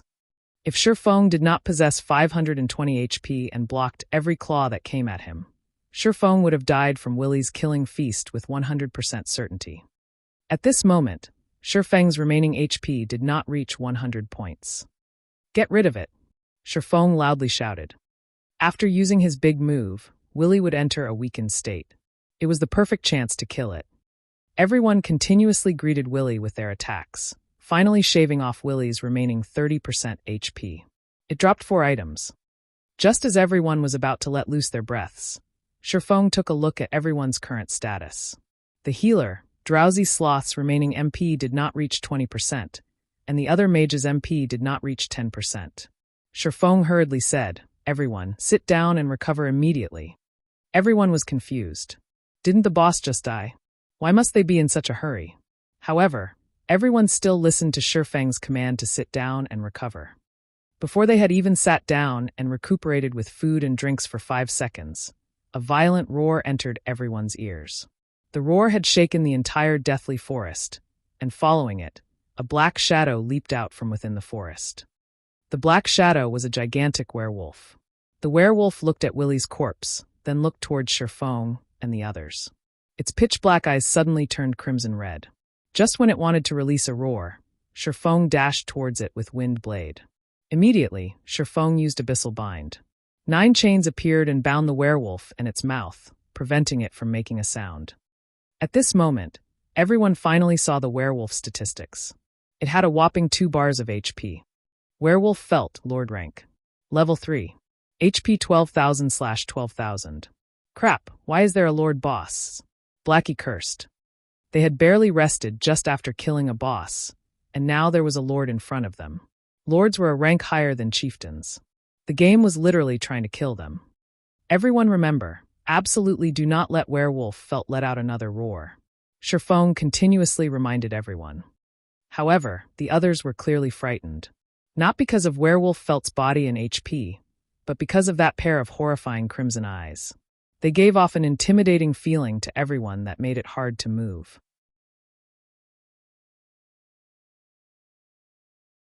Chapter 29, Extraordinary State. In front of the dungeon of the Deathly Forest, the numbers of level 2 players gathering were increasing. There was also an endless stream of players diving down into the dungeon. Because there were a lot of level 2 players, there was quite an amount of players who had set up stalls, peddling to the side. Good quality level 0 common equipment. Don't miss it when you pass by. You can only go down the dungeon with good equipment. Equipment is limited, hurry over and buy. Small HP potions instantly heals 90 HP once. A must-have tool for a battle that is worthy of you. God's domain had been open for over 10 hours now. The players here were all level 2 players. After over 10 hours of battling, they had gathered quite a few items. Many level 2 players had intended to sell the items which they had no use for, switching them for something they could use. Such a situation had caused business to flourish at the Deathly Forest. Although the number of players in front of the Deathly Forest continued to increase, the number of parties entering the dungeon kept on decreasing. Only those parties that were unaware would enter the Deathly Forest. However, after those players had been properly nurtured by the Deathly Forest, they suddenly discovered their previous beliefs to be very naive. Hence, they obediently stood in front of the dungeon. They talked about life with other parties while watching new parties enter the dungeon with a smile. They had also investigated reports of the Deathly Forest together with the experienced parties, mutually improving their strategies to conquer the dungeon. Following wave after wave of players entering and dying out of the dungeon, the Deathly Forest had finally become the sore point of every player in Redleaf Town. Every player who entered the Deathly Forest only had one impression of the dungeon. It was extremely horrifying. Currently, in the resurrection graveyard of the Deathly Forest, 6 streaks of white light flashed into existence, following which 6 figures revealed themselves from within. There is just no way to clear this dungeon. Snow, I think we would be better off grinding monsters or doing quests. Just after reviving, Zhao Yueru stamped her delicate feet, her chest heaving up and down. The cuteness of her enraged, yet delicate appearance instantly attracted the attention of a crowd of male players. Gentle Snow shook her head, saying in contemplation, "Our gains inside the Deathly Forest are relatively good, so we can't just easily give up. But the forest inside the Deathly Forest is too large. Adding in the great number of small paths, we would easily become lost without a map. However, I believe that amongst the numerous pathways, there must be a few that lead to the boss location. The other paths are only there as a trap to confuse us. That is why we are always being ambushed by the night rabbits. The more we fight, the more night rabbits will come. For now, let's investigate for some information and see if we can complete a map for the Deathly Forest." Everyone felt that Gentle Snow's speculation made sense, especially about the part where they attacked the night rabbits. Occasionally, a chilling arrow aimed at the cleric, Xiao Yuer, would appear from within the forest. If it wasn't for Xiao Yuer's skill at dodging, they would have long since party wiped. Also, the deeper they went into the forest, the more numerous the night rabbits became. In the end, the night rabbits became too overwhelming in numbers. They were unable to shoulder all of the rabbits, which resulted in their return through death. If they could find the correct path, They might have already cleared the dungeon by now. Zhao Yueru could only nod her head in agreement. The party's leader was, in fact, Gentle Snow, and Gentle Snow's speculations were always very accurate. Zhao Yueru could not help but believe in her. Going with the suggestion, Gentle Snow and Zhao Yueru nonchalantly shouted a few times, stating that they wanted to trade information about the Deathly Forest. It couldn't be denied, the striking effect created by two great beauties calling out. Suddenly, the atmosphere in the Deathly Forest started to boil as players rushed over, one after another. Every one of them wanted to be the first in position. Too many of the male players, this was a great chance for them to talk to a goddess. Who knew, if the goddess had looked upon them, they might be able to live a blessed life in the future.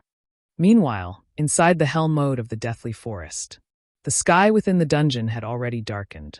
Thousands of birds soared to the skies, leaving the forest in a deadly silence. Werewolf Felt was not any common monster. It was a very famous werewolf. In the past, it massacred countless in Red Leaf Town, nearly turning Red Leaf Town into a town of death. In a fit of rage, the Starmoon Kingdom had sent out its army to surround Felt. In the end, after being heavily wounded by the great swordmaster, Hilton, Felt had escaped into the Deathly Forest to treat its wounds. It was the reason why the dungeon of the Deathly Forest existed. In Hell mode, Felt had 3 absolute skills. The first one was Death Stare. Enemies who Felt stared at would have their attack speed and movement speed greatly reduced. If one had a weak willpower, they might not even be able to move. Presently, only Feng had 30 points in agility. After he had activated the 3 hidden basic skills he possessed, he gained a certain amount of resistance towards the Death Stare. As for the other people, their reactions would become very sluggish. That was why Feng remained the one to keep Werewolf Felt in check, whereas Drowsy Sloth continuously healed Feng. However, Drowsy Sloth's casting speed had slowed by half. As for the melee players, they were no help whatsoever. However, it was not because they did not want to help, but it was because they had no way of helping at all. Werewolf Felt's attack speed was just too fast. It was to the degree where they couldn't react to its attacks. It was as if they were facing off against an expert that came straight out from a wuxia novel. Normal people had no chance to interfere whatsoever. They would only be creating more trouble if they had rushed up to the battle. So, it was still better to just watch from the side. Currently, only the ranged mages dealt damage. However, the damage caused was just too low. Even Blackie's dark arrows were only dealing -24 damage each. Lonely, interrupt the roar. Seeing Felt abruptly inhaling, Feng immediately shouted. Lonely Snow had long since prepared for this moment. Immediately, he went forward and used charge, causing Felt to enter a 1-second fainted state. Then he quickly retreated. Feng took the chance to use Thundering Flash, Double Chop, and Chop. One attack after another landed on Felt's chest. Before Felt could even regain its breath, it had spat out a mouthful of blood. Feng had caused a terrifying -500 damage to it. Within an instant, Felt's HP had fallen to 78%. Everyone watching became dumbfounded. Regarding Feng's powerful actions, they only had one word to say. Amazing. They were even more impressed by Feng's eyesight. He had actually discovered such a weakness on Felt's body. Now, everyone was further reassured that Feng was not as simple as he seemed. However, Feng did not display any great excitement. Although they had interrupted Hell's roar and avoided a party wipe, this would create a reverse effect. After spitting out a mouthful of blood, Werewolf Felt's condition became much more pleasant. It spun its head around and immediately slashed its sharp claws at Feng. The slashing speed of Felt's claws was even a notch quicker than before, filling the sky with the afterimages of its claws. However, Feng was not a weakling either. Strength, agility, and endurance, Feng activated the hidden basic skills of all 3 of these attributes. With these skills activated, it meant that Feng's constitution was no longer that of an average player, but an extraordinary one. Feng's greatest asset in coming into the Deathly Forest was this extraordinary state which he could activate at any given moment. With it, he could do things that normal players couldn't. Under a sky filled with after images of claws, Feng could still remain safe and sound. It was as if Feng was dancing under the after images. Occasionally, Feng used his sword to fend off the attacks which he could not avoid. This was the power of being under an extraordinary condition. His 5 senses became extremely sensitive, and his brain's processing abilities became exceptionally focused. Feng could utilize his body to its greatest potential. If it was an average player, however, they would be unable to carry out such feats. It was both mentally and physically taxing to the extraordinary condition. If Feng had not become accustomed to it before, he would only be able to maintain such a state for a few seconds. Claws and sword intertwined, creating countless dazzling sparks. Both sides had their HP continuously falling. Fortunately, Feng was able to survive the exchange with Drowsy Sloth's timely heals. Afterward, under Feng's command, Lonely Snow would occasionally interrupt the Hell's Roar, while Cola would hold back Felt whenever Feng was in danger, and Blackie would use Evil Whip to contain Felt's movements. In such a way, Werewolf Felt's HP continuously decreased 70%, 60%, 30%. Everyone stand in a straight line facing the boss. Quickly. Feng hurriedly shouted when he saw Werewolf Felt's HP nearing 30%. Werewolf Felt would become the most frightening when its HP decreased to 30%. During this time, it was impossible to interrupt the Hell's Roar. They could only take it head-on. No one had any hesitation. They knew that the boss was about to go berserk. They immediately took action, forming a straight line against Werewolf Felt, while also maintaining a 30-yard distance away from it. The moment Werewolf Felt's HP reached 30%, its fur started changing colors. Within a moment, its fur had become snow white, and 2 streams of blood leaked from its eyes. Its chest also started to quickly expand, as if it was a swelled-up frog. Feng immediately activated Gravity Liberation, quickly arriving in front of everyone else. Cola, use Protection Blessing on me, Feng loudly shouted. Protection Blessing was able to reduce the damage taken by a party member by 50% for a duration of 6 seconds. It was a life-saving skill with a 5-minute cooldown, and right now was the perfect moment to use it. Protection Blessing of Guardian Knights and Shield Wall of Shield Warriors. These 2 skills had a high drop rate inside the Hell mode of the Deathly Forest. Before, the reason why Feng had wasted time on clearing out some unnecessary night rabbits was all to obtain this skill, Protection Blessing.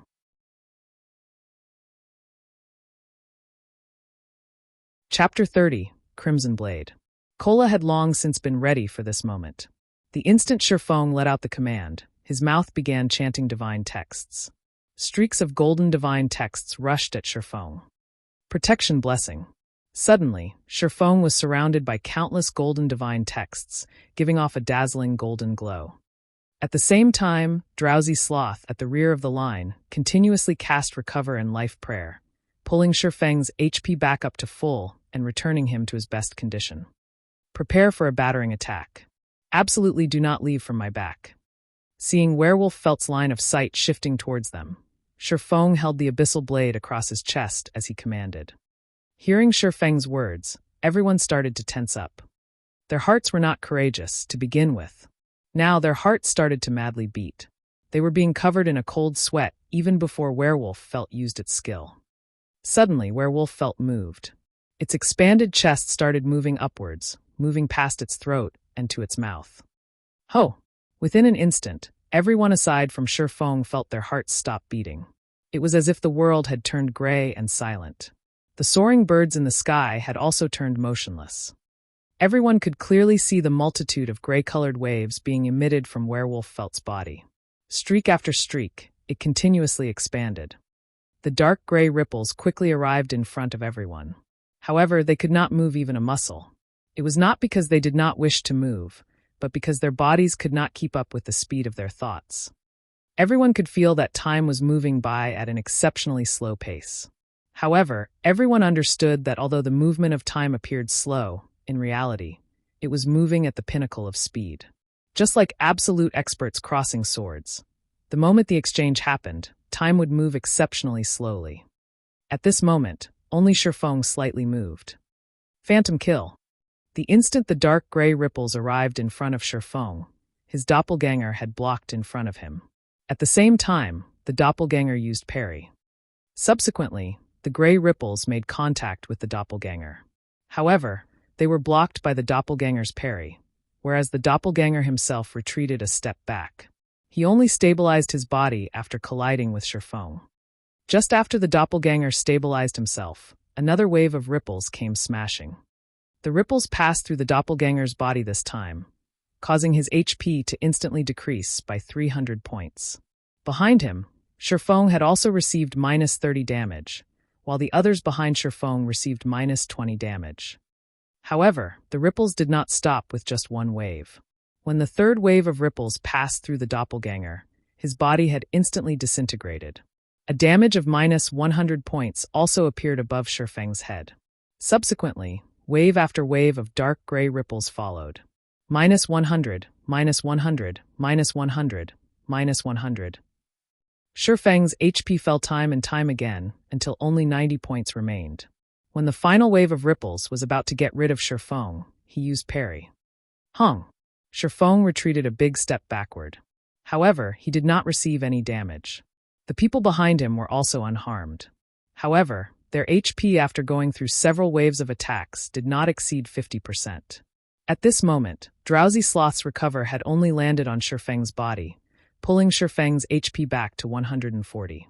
Following which he used life payment, recovering 130 HP for Feng. Within a moment, Feng's HP had returned to over 50%.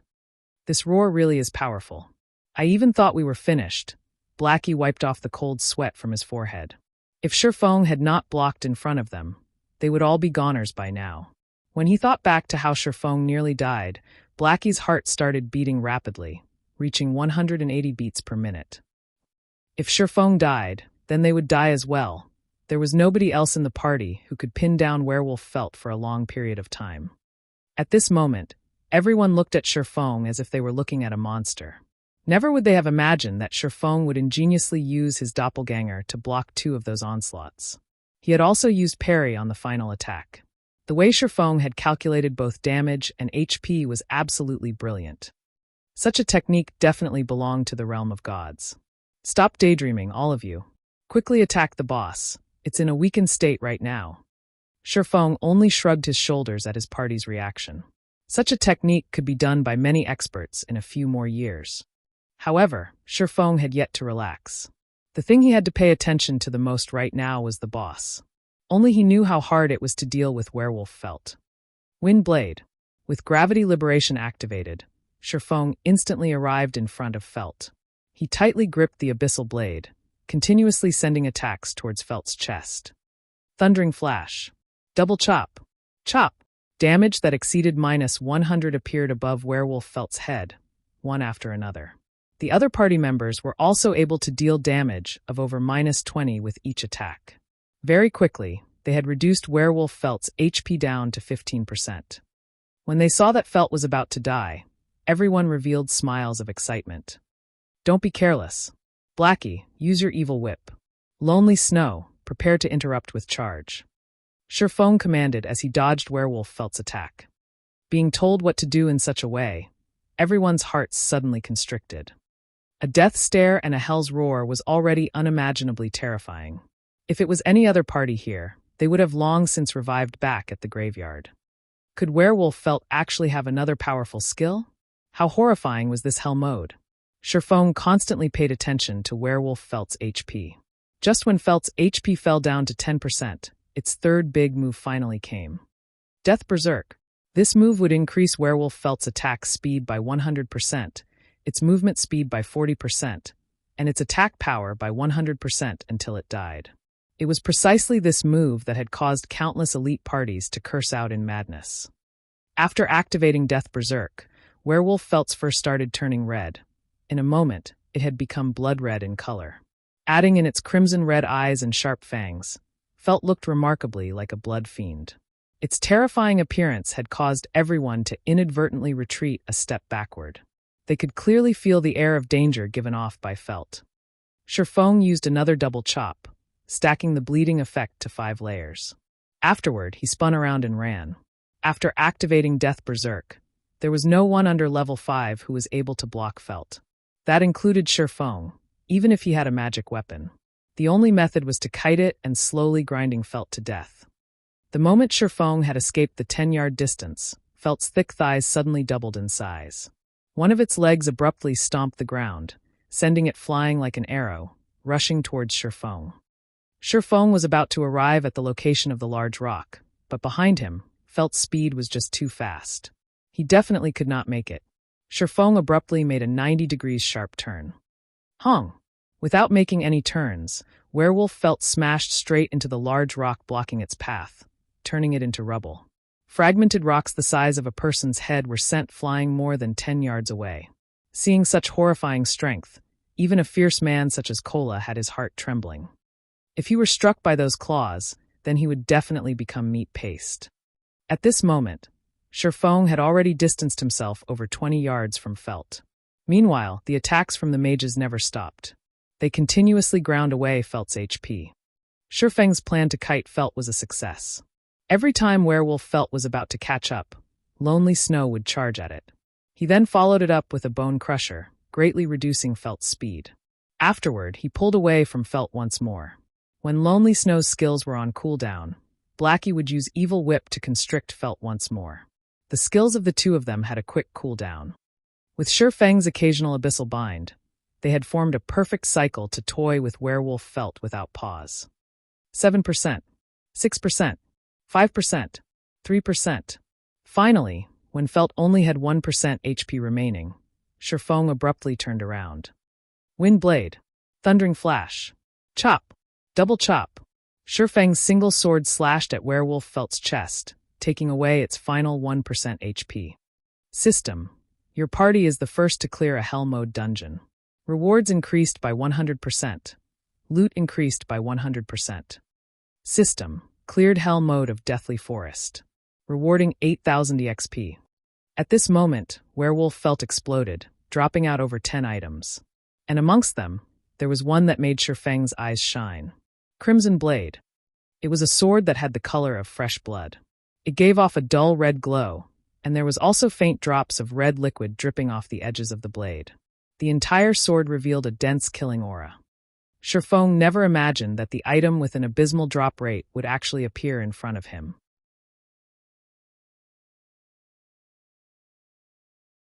Chapter 31, Hell's Book. Feng walked over without hesitation. He quickly picked up the one-handed sword filled with killing intent. The Crimson Blade was one of the rarest drops within the Hell Mode of the Deathly Forest. It was also the best sword for a swordsman below level 6. Crimson Blade, Secret Silver Rank, One-Handed Sword. Level 3. Equipment Requirement, Strength 12. Attack Power plus 21. Strength plus 5, Agility plus 6, Endurance plus 3. Durability 30/30ths. Its attack power alone could rival a level 5 two-handed bronze axe. With the 6 extra points in agility, it could increase the attack speed of a swordsman by quite a lot. The Crimson Blade was definitely a precious weapon for swordsmen. Unfortunately, Feng could not equip it yet. His experience was currently at 69% of level 2. There was still quite an amount before he could reach level 3. Moreover, he wouldn't be able to equip it even if he had reached level 3. This was because swordsmen would only activate the dual-wielding talent after they reached level 5. At that time, Feng would be able to wield 2 one-handed swords. By the time Feng was level 5, he would be able to wield the Abyssal Blade on his main arm and the Crimson Blade on his subarm. His attack power would be invincible amongst level 5 players. Feng felt great just thinking about such a future. Brother Feng, hurry up and pick up the equipment. I'm dying of anxiety here. Blackie urged. That's right, party leader. You can't just enjoy it by yourself. At least let us have a look at what equipment dropped. The loot on the ground had nearly blinded everyone's eyes. The anxiety burning in their hearts had even caused them to forget their joy of reaching level 2. They all wished to take a look at the drops of the 2 Hell Mode bosses. As for rushing over to snatch the loot, there was nobody present who would do such a thing. Even if the items on the ground were valuable, they still wouldn't do it. If they had done such a thing, although they could feel great for the moment, they would instead regret their actions for the rest of their lives. This was because Feng was the true treasure here. Even if Feng wanted all of the equipment, there would not be a single person who would refuse him. After all, the only reason they could make it to this point was all because of Feng. That was why everyone was just standing by the side, obediently watching instead of rushing up to fight for the loot. All right. No need to rush. Feng smiled. He quickly began to collect the items on the ground. Feng was very satisfied with everyone's performance. They were unlike the players Feng would occasionally party up with in his previous life. When the boss died, those players would rush up in unison to snatch the equipment. They immediately disappeared once they took all the equipment, leaving Feng enraged and speechless. The reason Feng did not set the party, so that only the leader could pick drops, was to test everyone's intentions. It was better to discover those treacherous people early on. Now that nobody had rushed up to snatch the items, Feng could be more at ease with them. In a short moment, Feng had collected all the loot on the ground. There were a total of 19 pieces of equipment and 5 silver coins. Such a harvest could rival the assets of a large guild in its entirety. Arranging his bag, Feng's lips curled up into a smile. He found a forging design. Garrison armor forging design. Able to create a piece of level 3 bronze rank chest armor after learning the design. Materials required: 20 copper ores, 5 bronze ores, 5 magic essences. This piece of equipment was a good item. As long as a party's MT equipped it, diving into the normal mode of the Deathly Forest would become much easier. Not only did it have high defense and strength, it also increased maximum HP by 200 points. It was an extremely important piece of equipment for any MT. In Feng's previous life, when this equipment was released, every guild madly fought over it. They also ignored all costs to enter the Deathly Forest in order to obtain this forging design. When Blackie saw Feng's excited smile, his heart became even more anxious. It was needless to say for the other people. If a person's sight could kill, Feng probably would have died over hundreds or thousands of times by now. The items are not bad. Here, you guys have a look. Feng did not waste any more time. He immediately displayed the attributes of all the equipment. There were a total of 15 pieces of equipment. Amongst them, there was only a single secret silver equipment, which was the Crimson Blade. There were also 5 pieces of mysterious iron equipment and 9 pieces of bronze equipment. The bronze equipment dropped by the bosses of Hell Mode were all of the highest quality. The bronze equipment dropped by elites were far from comparable. Amongst all the equipment after the Crimson Blade, the most valuable items were the pieces of mysterious iron equipment. Out of the 3 modes of the Deathly Forest, only Hell Mode dropped mysterious iron equipment, whereas normal and difficult only dropped bronze equipment. Blackie's luck had always been good. Amongst the 5 pieces of mysterious iron equipment, there were 2 pieces of the dark color set meant for Cursemancers. The dark color set was definitely the set equipment for Cursemancers below level 5. There were a total of 5 pieces in the dark color set: head, chest, legs, shoes, arm guards. This time around, the parts that dropped were the chest and shoes. These 2 items had placed a wide smile on Blackie's face. Brother Feng, I really love coming down to hell. Let's come here once every day. That way, I can complete the dark color set, and if anyone dares look down upon us at that time, I'll blast him to pieces. Blackie showed off the dark color set in his hands. After wearing the dark color set, Blackie felt himself becoming closer to an expert. His magic attack was increased to 66. A single level 3 dark arrow could take away more than half the HP of a level 1 shield warrior. If he could complete the dark color set, then a single dark arrow could one-shot a shield warrior. He put on the suit of ash-gray fur robes, coupled with glistening pitch-black boots. Everyone could tell they were pieces of a set with just a glance. The others drooled when they saw the black luster of the dark color set. Their hearts were filled with hatred and envy for Blackie. They had never imagined entering hell would be such a great experience. They truly hoped they could enter hell a few more times in the future.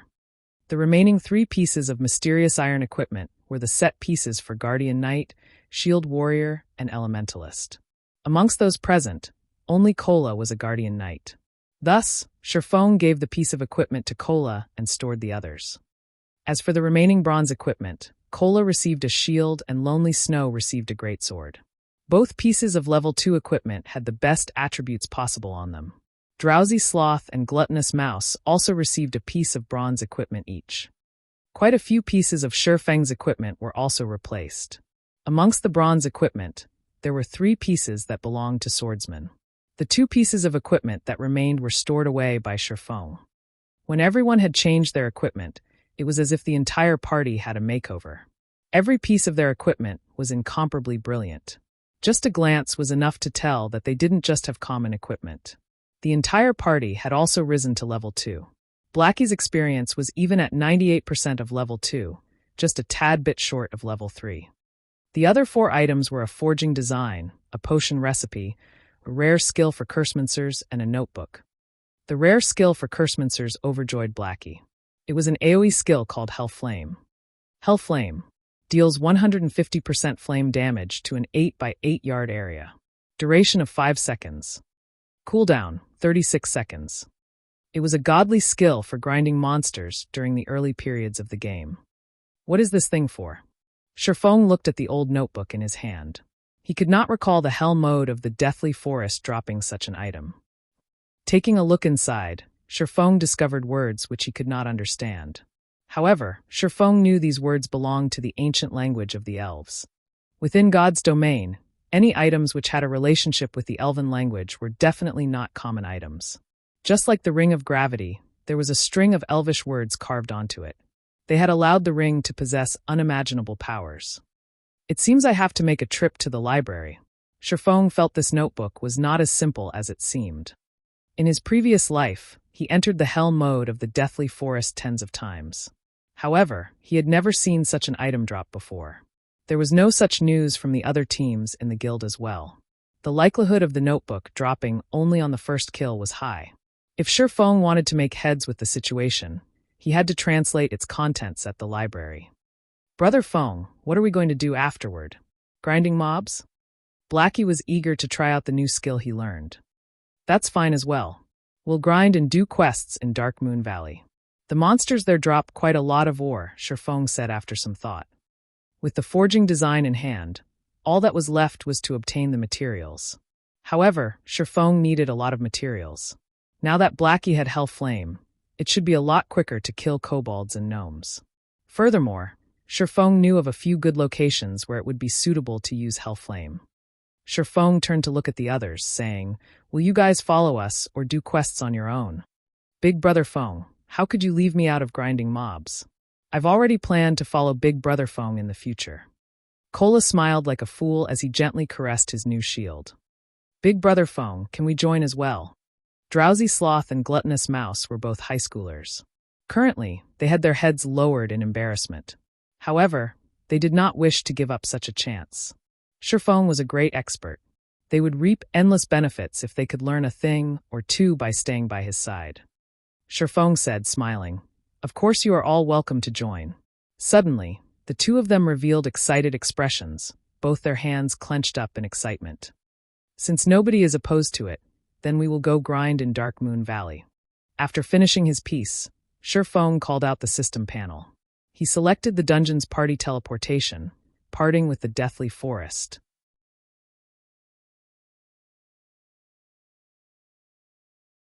Chapter 32, Stunning Invitation. There was a sea of players in front of the Deathly Forest. Currently, they were all gathered around the dungeon's entrance. Such a situation was due to the actions of the large guilds of Red Leaf Town. The elite teams of these large guilds had all arrived at the Deathly Forest. They were all prepared to challenge the dungeon. These teams were much stronger than the loosely made elite parties. Common equipment covered their entire bodies. There were even pieces of bronze equipment in the mix. That's Heaven's Crown's core MT, immovable mountain. Never have I imagined that even he would come to this place. Someone will surely clear the Deathly Forest this time. Humph, Heaven's Crown is just a third-rate guild. Look over there. Even the sub-leader of Assassin's Alliance, Stabbing Heart, is here. Also, the Guardian Knight named War Soul by his side is the top 5 knight of the Assassin's Alliance. He is even stronger than the immovable mountain. The players in the surrounding area started a discussion amongst themselves. They held optimistic views towards these large guilds at clearing the Deathly Forest. It was to be expected, as there were over 10 guilds currently present, both large and small. Amongst these guilds, the most well-known guild would be the second-rate guild, Assassin's Alliance. Following them would be the third-rate guild, Heaven's Crown. The others were just some unknown guilds, but they still would not be looked down on. This was because a workshop stood behind every guild. These workshops hired experts. Average players could not compare to them. Each large guild wanted to build its reputation in Red Leaf Town. Conquering the first dungeon in Red Leaf Town was the perfect way to do so. Hence, All of the large guilds made ample preparations for the dungeon. They spent large sums of their assets to buy equipment and medicine. They also bought a lot of information on the Deathly Forest. So, they were extremely confident about conquering the dungeon. Boss waving, these guild teams have gorgeous equipment. They will definitely clear the Deathly Forest this time, Wordless Summer Knight commented with a pained expression. Waving slowly but surely crossed his arms in front of his chest. He nodded slightly, saying in a helpless tone, "The Deathly Forest is too difficult. We party-wiped before we even met the boss. In the end, parties like ours only became scouts for the guilds. What's there to brag about being a guild's expert? Boss, it's not our skills that are lacking. The dungeon is just too horrifying. It has too high of an equipment quality requirement," the shield warrior, battle to the end said in disdain. He held contempt for the guild experts deep in his heart, and he was sure only their equipment prevented them from clearing the dungeon. "That's right, boss. If our party had such equipment, we would have long since cleared the Deathly Forest," Wordless Summer Knight confidently said. Speaking of dungeons, Wordless Summer thought of Feng's party. He giggled as he said, "It's not like we didn't have any gain. We've killed 2 night rabbits and even got a skill book for berserkers. Compared to that party led by Captain Noob, we're much stronger. They still haven't shown themselves. I guess they've already fled from embarrassment. It sure is a pity for Lonely Snow. If he followed the boss, then he would have been given this skill book. If he found out about it, he would regret not following us into the dungeon." That's right. Lonely Snow doesn't know how to appreciate the kindness given to him. Now he will definitely regret not following the boss, Battle to the End laughingly said. Lonely Snow's skills are still quite good. I don't know how that noob managed to gain the favor of that expert called Blackie. However, no matter how great that expert's techniques are, with dead weight pulling him back they would still party wipe. He is probably too ashamed to show himself right now. If he had gone with us, we might have cleared the Deathly Forest by now. Waving slowly was silently pleased with Blackie's end. "Boss, the guilds are going to enter now," Wordless Summer said. However, just as the guilds were about to enter the Deathly Forest, the dungeon's teleportation gate suddenly changed color. It instantly turned from a silvery gray to a pitch-black color. There was also an indistinct skull that was roaring. The many members of the guilds couldn't help but retreat a few steps back. What is this situation? Such a question appeared within everyone's hearts. However, they quickly received their answer. 6 figures suddenly appeared in front of the dungeon's entrance. Each and every one of them was clothed in glorious garments. Just by standing there, the 6 of them caused others to feel a faint pressure, especially the Cursemancer with the black-colored staff. The dark gray-colored equipment on the Cursemancer was clearly a set. A single glance was enough to tell they were not common goods. The materials it was made of were much better than bronze equipment. Why are there so many people? Feng took a look at his surroundings, discovering these people were the elite teams of large guilds. He was slightly confused as to why all these people were blocking the dungeon's entrance. Feng's party members also started to panic. The pressure from being watched by so many people was no weaker than facing off against a boss monster. Boss waving, look. Isn't that the noob? Wordless Summer pointed towards Feng. Waving slowly knitted his brows. Feng was not the only person he spotted. There was also Lonely Snow. He curiously asked, how could they be here? Didn't they run away long ago? In my view, I think they did not even enter the forest of the dungeon. They knew they could not clear the dungeon, but they were also afraid of embarrassing themselves. So they stayed in there until now. Battle to the End laughed, but now they just happened to get caught after leaving the dungeon. Just look at how ugly Lonely Snow's expression is. Haha. As expected of a noob, he doesn't even have the courage to enter the dungeon. Waving slowly but surely felt Wordless Summer Knight's words made sense. If not, how could Feng's party have returned safely?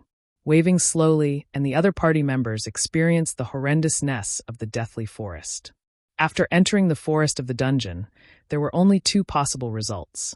Either they cleared the dungeon, or they party wiped. There was no possibility of a third option. Now that Feng's party had returned safely, there was only one possibility. They never entered the forest. It was impossible that they cleared the Deathly Forest.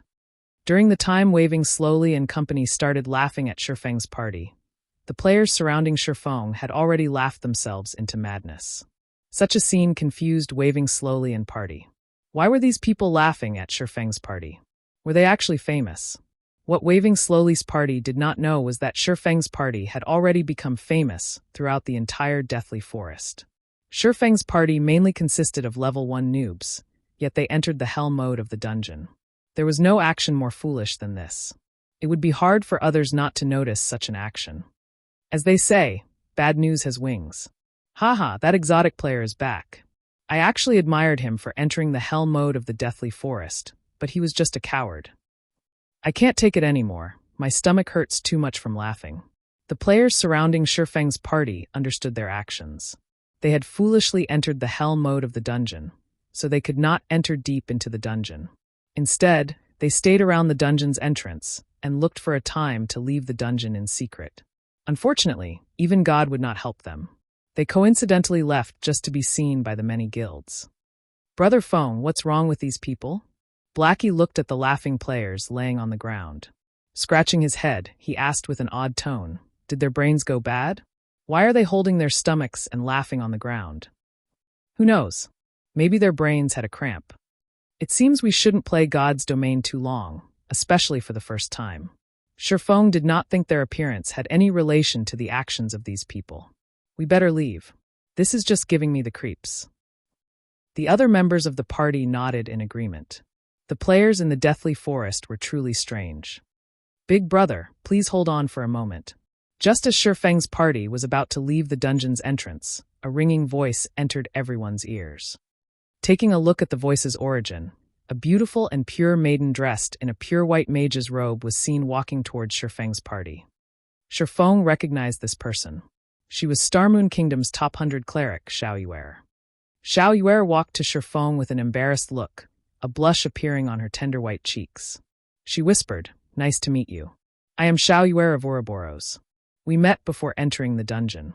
Our party's leader wishes to have a chat with you about the Deathly Forest's dungeon. I wonder if you would be interested in sharing?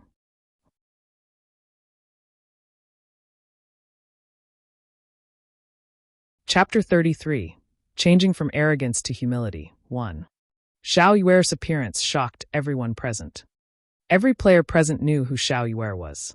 After all, she was the goddess party mate. Coupled with Xiao Yuer's beauty and purity, she was firmly implanted in everyone's memories. However, why would such a pure maiden invite a noob? Furthermore, what was harder to imagine was the person who invited the noob was not Xiao Yuer, but the goddess Gentle Snow. Who was Gentle Snow? She was the publicly acknowledged snow goddess in the virtual gaming world. There were countless Mr. Perfects who wanted to approach her. There was even a trust fund baby who had offered 10 million credits just to have a meal with Gentle Snow. However, that person did not even receive a word from her. Scram! That trust fund baby was naturally enraged. Thus, he sought to get revenge and turn Gentle Snow into his possession. Yet, a few days later, this trust fund baby was dumbfounded. His father, a self-made wealthy man, suddenly became a poor pauper. All of his father's properties had, within a night, become someone else's possession.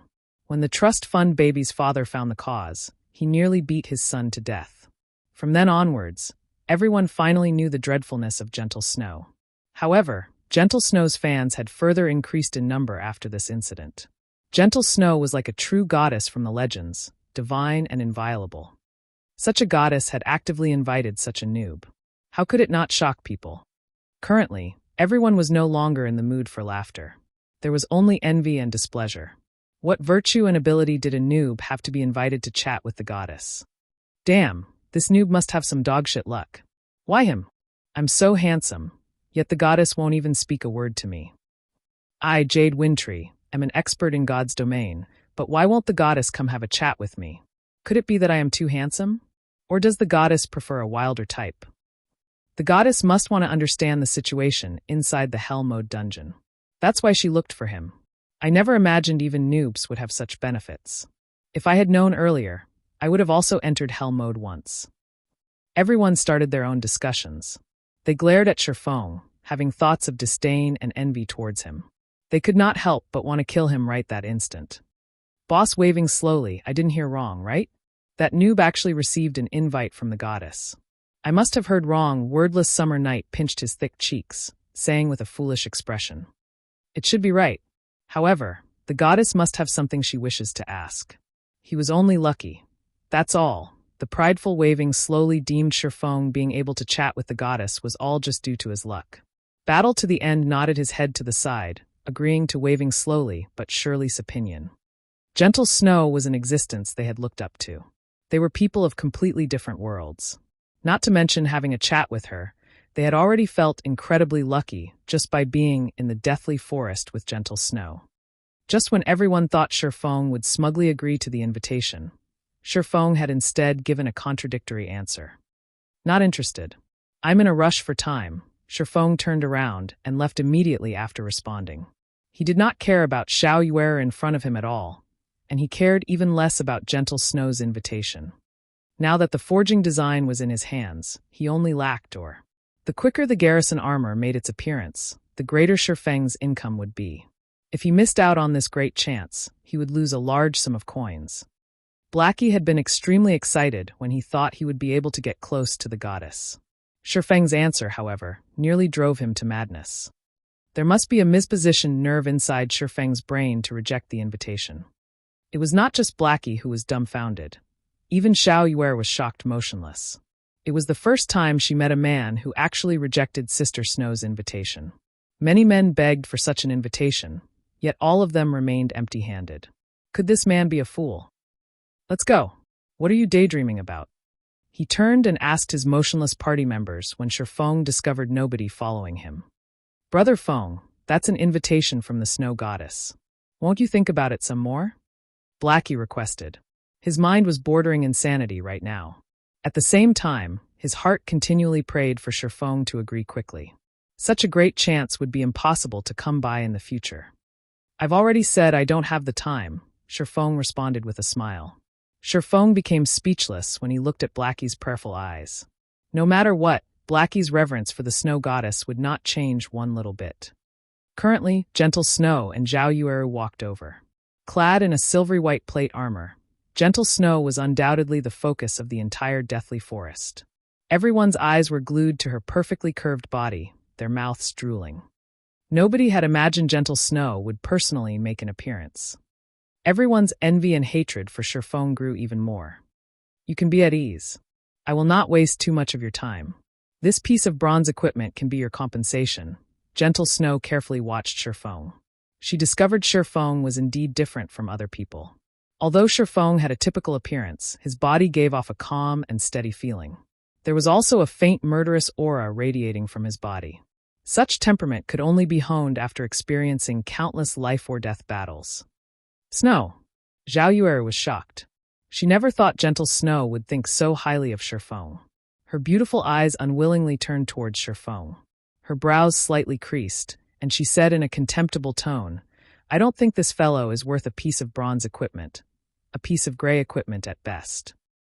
They had already been respectful by inviting Feng over for a chat. However, not only did Feng not appreciate their kindness, he even rejected them immediately.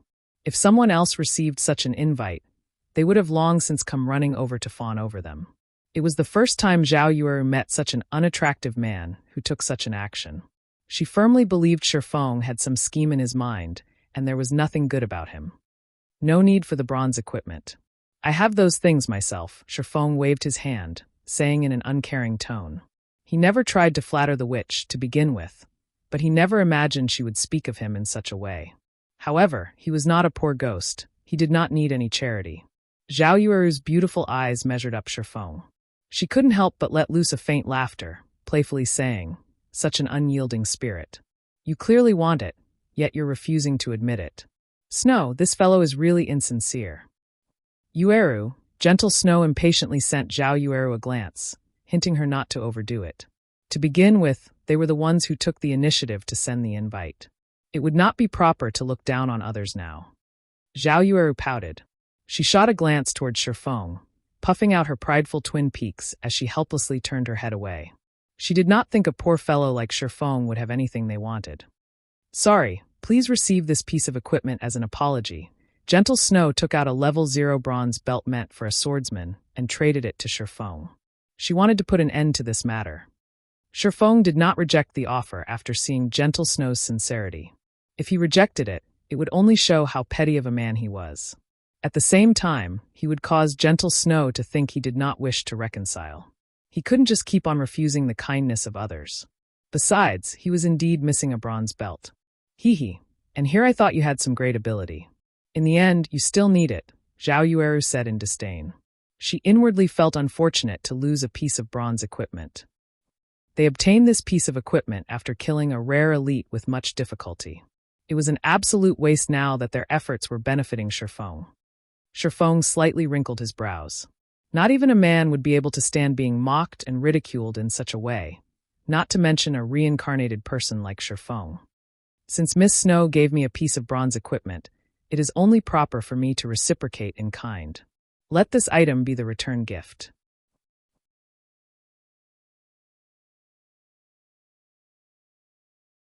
Chapter 34, Changing from Arrogance to Humility, 2. Gentle Snow's eyes flashed when Feng also wanted to gift her something. She felt astonished and thought Feng was an interesting person. Feng conducted himself properly, and he was not as hard to get along with as she had imagined. You? Gifting Snow a present? Do you think Snow would even want it? Zhao Yueru could not help but turn her head around. Her fresh red lips curled into a seductive smile, and her eyes held a sneer within them. She was silently laughing at Feng's overestimation of himself. What kind of item has Gentle Snow not seen before? Even luxury cars worth over 10 million could not catch her attention, not to mention an item within a game. Currently, Feng took out a piece of paper from his bag. This drawing was one of the drops from the boss. Feng nonchalantly passed the item over to Gentle Snow. When Zhao Yueru saw Feng take out a piece of scrap paper and give it as a present to Gentle Snow, she could not help but coldly say, "Are you trying to make a fool of us?" "No," Feng said in a serious tone. "Snow gave you a piece of bronze equipment, yet what about you? You took out a piece of scrap paper to trick her. Do you think a piece of scrap paper could compare to a piece of bronze equipment? If you're not playing us for fools, then what are you trying to do?" Hearing Feng's answer, Zhao Yueru was further enraged. Behind Feng, Blackie and the others were each covered in a cold sweat. Even if you did not wish to chat with the goddess, you still should not make a fool of her. Wasn't this just courting death? They clearly obtained a good amount of equipment inside the dungeon, and just simply giving one of those pieces would easily solve the problem. If Feng's actions angered the goddess, even if the goddess herself did not take action, the players surrounding them would surely kill them off for her.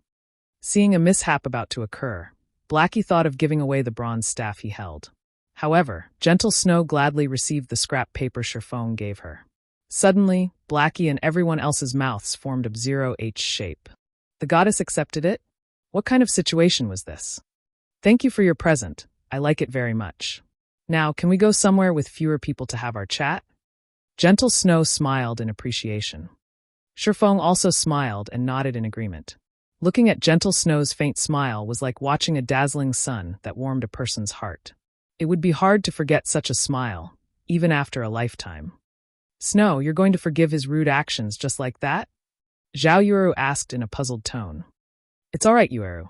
I like this item very much." Gentle Snow turned around after commenting, letting Feng lead the way. Zhao Yueru was stunned. She just could not understand what kind of drug Feng had given Gentle Snow. Was a piece of scrap paper enough? Just what was this piece of scrap paper? "Snow, just what did that fellow give you?" Zhao Yueru whispered. Just by seeing the fire poker on Feng's waist, she could tell Feng would not be able to give anything valuable. However, Gentle Snow still happily received it. Such a result puzzled Zhao Yueru significantly. A potion recipe for the basic strength potion. When consumed, it will increase a player's strength by 6 points for half an hour, Gentle Snow calmly replied. "What?" Zhao Yueru leaped up in shock. How could he have such a precious recipe? Potion making was very hard to learn. The recipes needed were famed for being rare drops.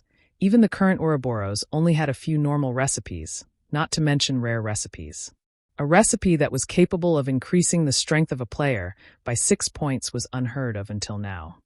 If the current level 2 players could have an extra 6 points in strength, that would equate to an additional 12 attack power. Such a potion would have a significant effect when they dove into a dungeon. Regarding guilds who frequently conquered dungeons, the value of this recipe far surpassed that of tens of pieces of bronze equipment. As long as the basic strength potion were for sale, the supply would never be able to meet the demand. Yet, Feng gifted such a recipe away. Did Feng not know the value of this recipe? However, Zhao Yueru shook her head, denying this assumption.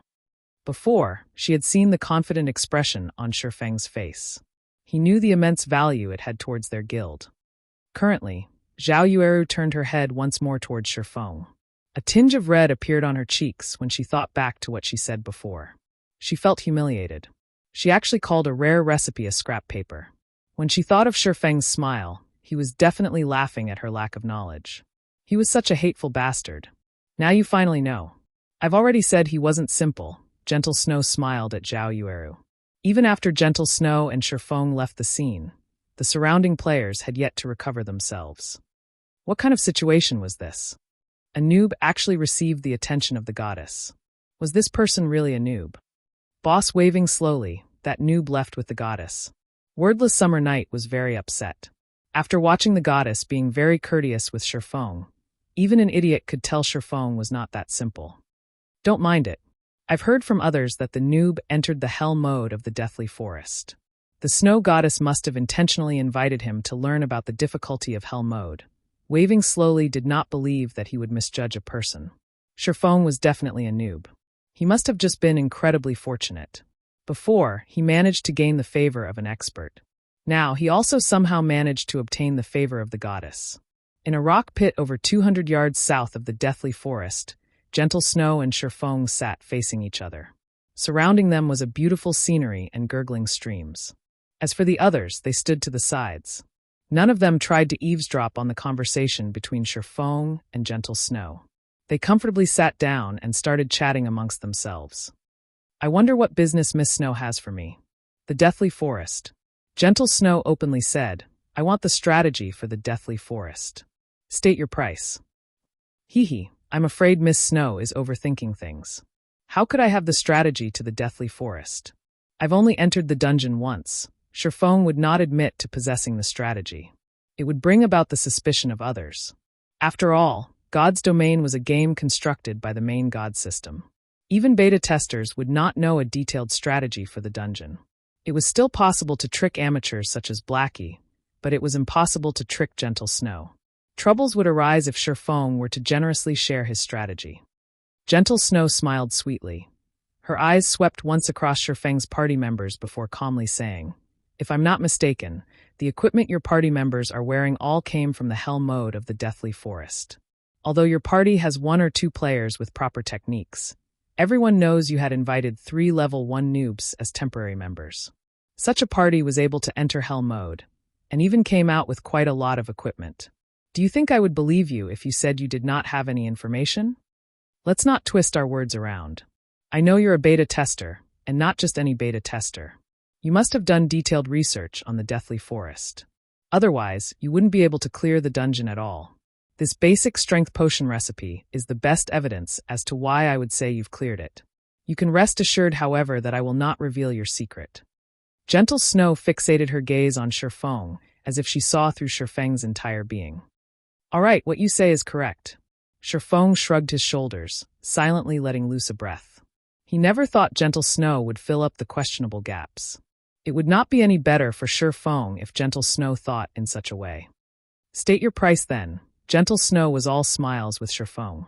It was as though she was saying, Did you think I could not control a person like you? This lady knows everything.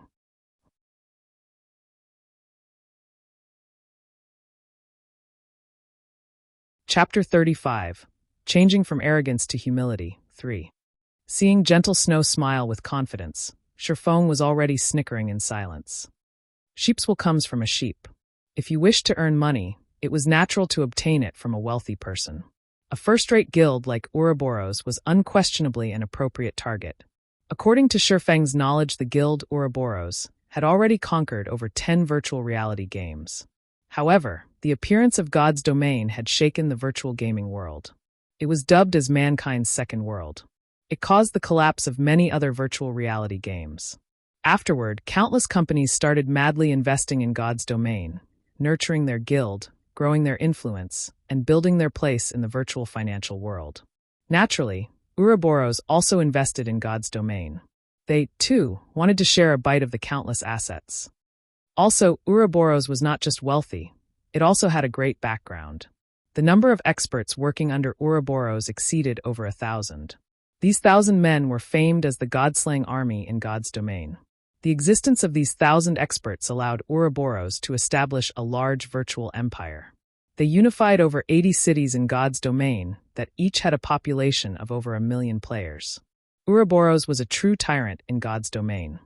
During Ouroboros' peak, it was the equivalent to the entire Starmoon Kingdom.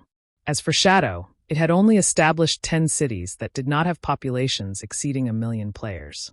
In such a way, Ouroboros had become a peerless tyrant in the real world. Their position was truly unimaginable. It should be known that Starmoon Kingdom was a relatively large kingdom, even amongst the hundreds present in God's domain. It was at the upper middle ranks. One could clearly see Ouroboros' prowess when compared to it. How could Feng not wish to work with such a powerful guild? It was just the risk of working with Gentle Snow was too high. Because of her particular identity, the information she could get a hold of was just too great. Feng could not help but be cautious of her. It was why he intentionally revealed some hints, especially with the recipe for the basic strength potion. He wanted to see Gentle Snow's reaction. If she behaved in a bad way, Feng would naturally act ignorant and push all responsibility away.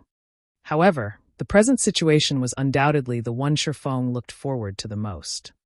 Since you've already explained, my asking price isn't high. 20 silver coins. Feng calmly stated. To a small guild of current times, 20 silver coins would already be their entire fortune. Even a 100-man money farming group would need 2 to 3 days to collect such an amount. Zhao Yu'er sucked in a cold breath, nearly jumping up when she heard Feng casually ask for 20 silver coins. She stared at Feng, furiously saying, "Why don't you just rob someone? That would be a faster way." "I would do it if I could get that much money," Feng said with a smile. "You should know there is a lot of skill books, weapons, and equipment for players inside the Deathly Forest. They can quickly increase the strength of players. If you could conquer the Deathly Forest a step earlier, the benefits it would bring towards future developments go without saying." Can't you make it a little cheaper? 20 silvers? Even we Ouroboros can't simply take out that much money. Zhao Yu'er thoroughly disliked Feng now. However, when she thought about the importance of the Deathly Forest, she still used a softer tone to speak to Feng.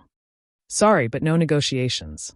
If you don't agree to it, then I can only consider working with some other guild." Feng remained firm with his decision. He had been very sincere in dealing with Gentle Snow. If it was still not possible, he could only consider the Assassin's Alliance. The Assassin's Alliance was wealthy and imposing. Before, they spent over 20 silvers to buy Feng's level 5 bronze shield. "I understand. 20 silvers then. However, we need some time to collect the money. After all, our Ouroboros area of influence isn't in White River City, but at the capital, Starmoon City. There are only a few Ouroboros members close to White River City. Give me a day's time. Take these 7 silvers as a deposit. I will compensate you with 15 silvers a day later." Gentle Snow had never imagined Feng's appetite would be so great. 20 silvers was still a lot to her. However, the importance of clearing the Deathly Forest was too great. They had to grasp it as soon as possible. At the same time, Gentle Snow knew that silver coins were precious during the early periods of the game. Hence, she had given a little more to Feng as interest. "All right, here is the map of the Deathly Forest, and also the things you need to pay attention to when fighting against the boss." Feng also knew what Gentle Snow had said was true. Wanting to gather 20 silver coins would not be easy. Ouroboros did not have as great of influence in White River City as the Assassin's Alliance did. Feng sent mail to Gentle Snow containing detailed introductions to the Deathly Forest. With Gentle Snow's abilities, they should be able to clear normal mode easily. Gentle Snow looked at the strategy she received for the Deathly Forest. Her heart slightly shook only after a slight glance. She never imagined the Deathly Forest would be so horrifying. Just the number of paths available already numbered 36. 33 of them were dead ends. There was even a Night Ranger who moved based on opportunity. There was also a detailed description of the boss and when it would cast its skills. She definitely got more than 20 silvers worth of information. If she sent others to explore the paths bit by bit, the cost would exceed 20 silvers. Suddenly, Another change occurred to Gentle Snow's perception of Feng. She felt Feng was not as simple as he seemed to be. He was certainly an expert. Only an expert could have such a profound understanding of the dungeon. However, Gentle Snow had no recollection of an expert swordsman like Feng. In 3 days, Ouroboros is planning to enter the first level 5, 20-man dungeon, the Dark Moon Graveyard. I wonder if you will be interested in joining? Gentle Snow beautiful eyes looked towards Feng as she invited him to the team dungeon. She already acknowledged Feng's strength. If Feng was with them, entering the team dungeon, they might have an easier time in it. From a side, Blackie looked at Feng with dumbstruck eyes. His admiration for Feng had already reached the level of worship. He never imagined Feng would be so awesome as to conquer the snow goddess in a few moves. The goddess even wished to invite him to raid a dungeon. How great of an honor was this? There were countless men who dreamt of raiding a dungeon with the snow goddess. However, Zhao Yuuru became irritated after hearing Gentle Snow invite him. Feng was but a beta tester. At most, he had experienced God's domain a few more days than they did and had a deeper understanding of the Deathly Forest. However, the 20-man team dungeon had only opened after the game's official release. It did not exist during the beta test, so there was no way for Feng to know anything about it. Also, Feng wasn't some powerful expert. What point would there be in inviting him? He would just be wasting a slot in the dungeon. Feng entered a thought. There were a lot of good items that dropped from a 20-man dungeon. It had been particularly true for the Dark Moon Graveyard, which dropped a lot of worthwhile equipment for swordsmen. The attributes of the equipment from that dungeon were also much better than the ones obtained from wild bosses. However, Feng was not able to organize a 20-man party, so it wouldn't be a disadvantage to join Gentle Snow for a round. All right, but leave a few spots for me. Also, all swordsman equipment and forging designs must belong to me, Feng answered with a nod. Can't you be a little more humble? Zhao Yuuru looked at Feng, pouting. She felt Feng was going too overboard. If Gentle Snow had asked anyone else, they would have readily agreed, even going as far as to forego getting any equipment. Feng, however, even wanted priority over equipment. He was not courteous with them at all. Gentle Snow did not imagine Feng was truly different from the other people. He did not play around with his words. However, it was interesting that he would say whatever he wanted. Following which, Gentle Snow looked towards the party members behind Feng. Although they were noobs, their equipment was all of good quality. They could barely manage in the 20-man dungeon. Thus, Gentle Snow said, "Fine. Let's add each other as friends then. We'll be in touch when the time comes. All right. You can just contact me a few hours before raiding the dungeon. I'll arrive on time." Feng accepted Gentle Snow's friend request. Subsequently, Feng and his party members left the small rock pit, heading towards Dark Moon Valley. When the group passed through the Deathly Forest's dungeon, Stabbing Heart of the Assassin's Alliance abruptly called out to Feng. "Brother Feng, I nearly failed to recognize you. I never imagined you actually knew a big shot like the Snow Goddess. You must not forget a brother like me in the future," Stabbing Heart jokingly said as he walked towards Feng. "Nonsense. I just happened to meet with Miss Snow by chance," Feng replied with a smile. "Brother Feng, you are too humble. Based on your strength, you are absolutely worthy of becoming friends with the Snow Goddess. After all, both of you are experts of the same level." Stabbing Heart thought Feng was very humble. It was no wonder he was such a great expert. The way he conducted himself was different than ordinary people. Stabbing Heart wanted to befriend Feng even more now. "Our Assassin's Alliance is preparing to enter the dungeon. I wonder if Brother Feng would be interested in joining us? Of course, you can pick any of the equipment that you want." "You are too courteous, Brother Stabbing Heart. However, I still have some things to attend to.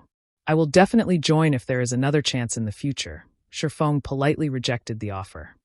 Stabbing Heart spoke in a loud voice. Surrounding players clearly heard his words.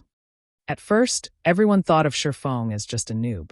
His being called upon by the Snow Goddess was just due to luck. Even now, Stabbing Heart of the Assassin's Alliance wished to befriend Feng. Just what sort of situation was this? The Assassin's Alliance was a large guild that was famous throughout White River City. As the sub-leader of the guild's elite group, Stabbing Heart would not need to interact with normal players at all. However, he tried to befriend Feng. Feng had actually rejected him. Feng was just too domineering. If someone were to call Feng a noob, nobody would believe them. There was something strange about the situation. Everyone guessed that Feng must be a hidden expert that normal players did not know of. Otherwise, why would big shots try to meet Feng one after the other? Boss Waving, that stabbing heart, actually tried to befriend that noob. I'm not dreaming, right? Wordless Summer Night was shocked. Was this Feng really the noob they met before? Waving slowly but surely was currently upset in his heart. Initially, his heart still held hope that Feng was just a noob. Now, however, that hope was utterly destroyed by stabbing heart. Feng was not a noob. He was definitely an expert, just like Lonely Snow had said. Feng might even be greater than Lonely Snow had described him to be.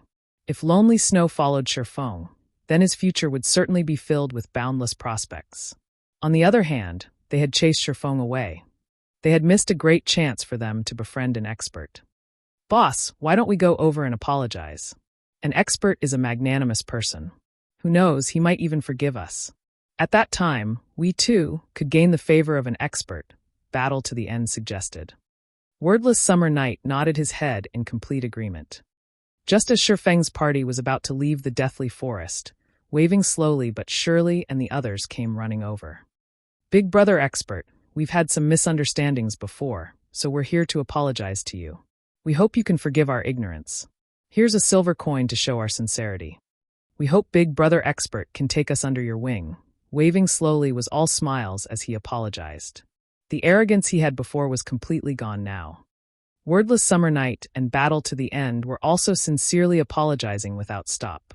They wished to grind monsters with Feng. If you guys don't have anything else to say, then please leave. I still have matters to attend to, so I don't have any time to waste with you. Feng spun around to leave after replying. He did not mind one little bit in regards to Waving slowly and the others' previous behavior. However, wanting him to carry them? Not a chance. As for Lonely Snow, he only shook his head in regards to Waving slowly and the others' actions. If they had known that their actions would lead to such results today, maybe they wouldn't have acted so in the beginning. Watching Lonely Snow leave with Feng, Wordless Summer curled his lips into a frown, saying in a sour tone, "Bah, what's there to be amazed about? In the future, I, too, will become an expert." However, only Waving slowly knew Lonely Snow would become successful in the future. He was already in a different world than them.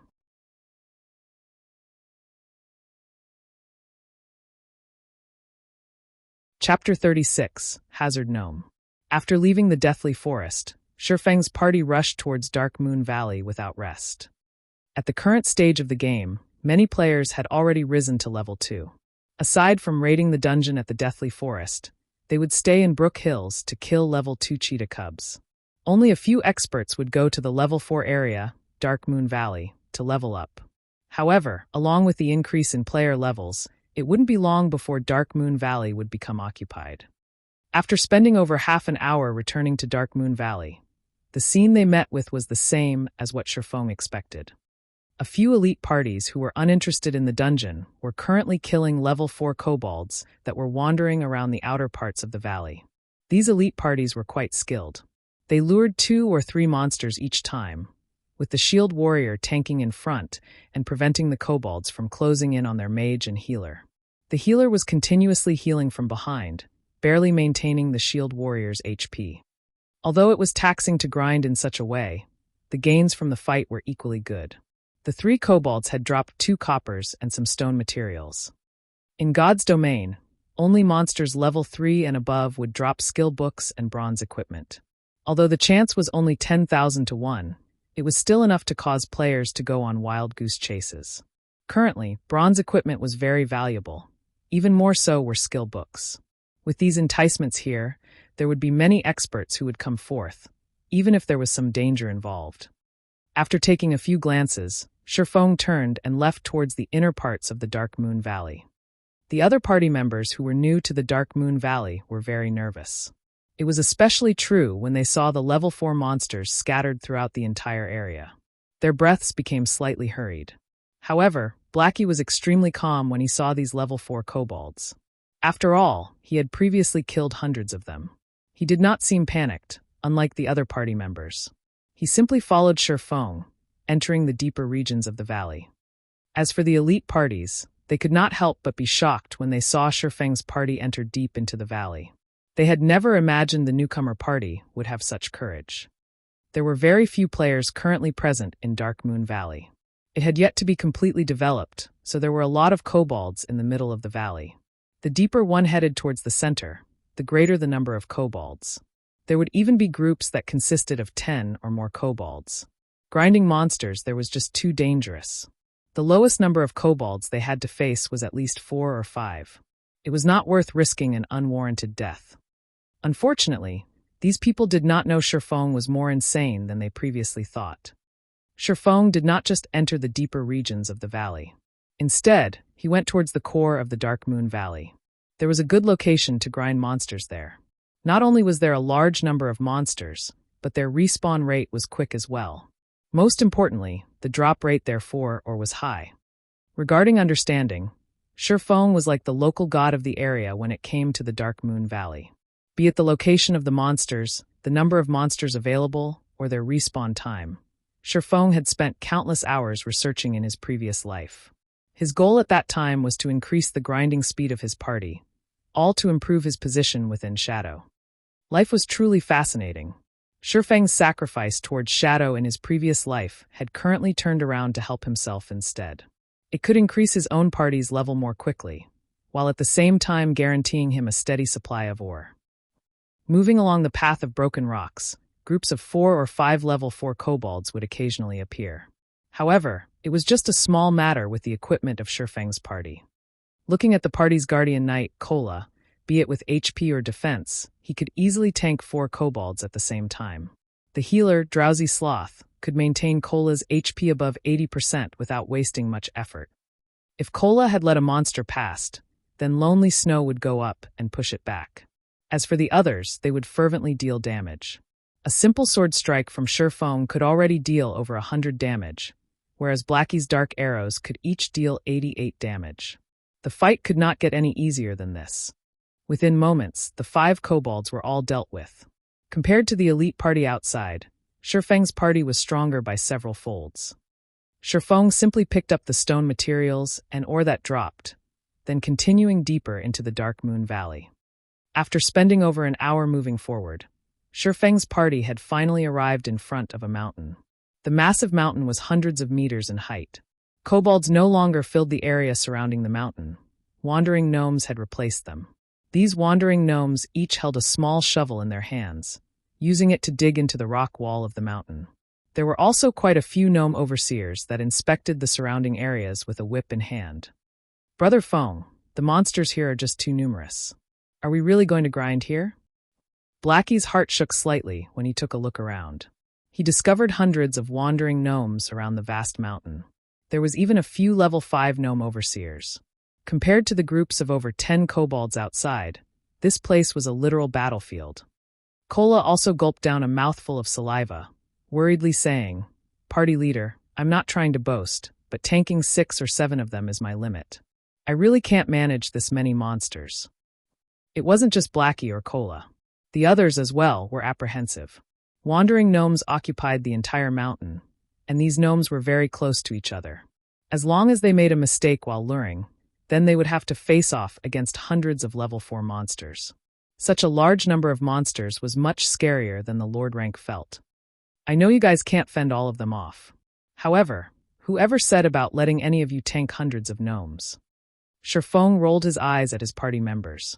He was extremely clear regarding the party's standards. Facing off against 10 gnomes at the same time was nearly their limit, so how could they deal with hundreds at the same time? Even a level 10 player would be finished when met with hundreds if level 4 monsters. However, wasn't there a good saying that stated, if you can't outfight them, outrun them? Feng's agility had reached 30 points. Including the bronze shoes he had, his movement speed had exceeded the wandering gnomes by at least 4 points. He could easily kite the gnomes and let Blackie use the AoE skill, Hell Flame. The efficiency of grinding in such a way was several times greater than that of killing individually. Following which, Feng told everyone about his plan. He needed Blackie to get the timing right, maximizing the effect of Hell Flame. As for the others, they were responsible for taking out the gnomes with low HP. When Feng had chosen his position, He grabbed a handful of stones and rushed towards the nearby gnome overseer. Just as Feng approached the 20-yard distance, the overseer had started yelling loudly. Its screams attracted the attention of many of the surrounding wandering gnomes. Feng waited first for a moment, avoiding the whip of the gnome overseer and allowing the wandering gnomes to continuously gather. When about 30 gnomes had gathered, Feng turned around and ran in the opposite direction. Afterward, he threw a small stone that struck another gnome overseer. The overseer, who was struck, loudly bellowed, bringing along over 20 of its brethren and rushing at Feng. Within moments, Feng had lured over 60 monsters. However, Feng was not yet satisfied. He started circling the mountain as he lured monsters, and within 5 minutes, there were hundreds of wandering gnomes and more than 10 gnome overseers chasing behind him with all their might. Unfortunately for them, Feng's equipment was just too good. His speed was 30% greater when compared to the gnomes.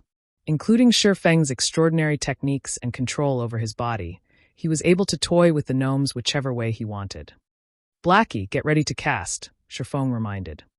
All right. Blackie was extremely excited. This was his first time using AoE magic, so he did not know what kind of effects it would have. Subsequently, Blackie's fingers started gesturing in midair. Brilliant magical seals started appearing, forming into a dazzling magic circle that gave off a peerless aura. As Blackie spat out the last syllable, the land shook. Jade-green flames rushed to the sky, devouring the entire gnome army. A field of damages over 100 had appeared. Within 5 seconds, every gnome chasing after Feng received over 200 damage, their remaining HP less than half. However, the target of these gnomes had also changed. They no longer went after Feng, but Blackie instead. Feng abruptly stopped. He pulled out the abyssal blade and rushed forward. Thundering Flash. Not only did the level 4 Thundering Flash have a low cooldown, but its attack range also increased to 15 by 3 yards. It had nearly covered the entire gnome army. 3 streaks of thunder flew past the gnome army, creating 3 damages of over 120 points to every gnome.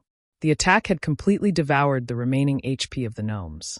As for the low HP ones that remained, they were quickly held back by Cola. Lonely Snow then rushed forward and used a whirlwind slash, thoroughly ending the remaining gnomes. The hundreds of gnomes had been wiped out, leaving behind a floor covered with items. Meanwhile, everyone's experience madly rose. EXP of over 10 points appeared one after the other, dazzling everyone's eyes. Hua! Blackie had risen to level 3. This is too awesome. Blackie roared in exhilaration. This is only the beginning. They will still respawn in a moment. Feng laughed. Let's quickly pick up the drops. Suddenly, everyone started busying themselves. Even with 6 people retrieving the drops, the loot of hundreds of gnomes still required them to spend a lot of time doing so. However, moments after they started collecting, a gnome that piloted a gigantic robot suddenly appeared. The gnome's face was crimson red. It immediately rushed towards Feng's party with unparalleled rage. Not good. It's the hazard gnome. Everyone spread out. Feng shouted the moment he laid eyes on the gigantic robot.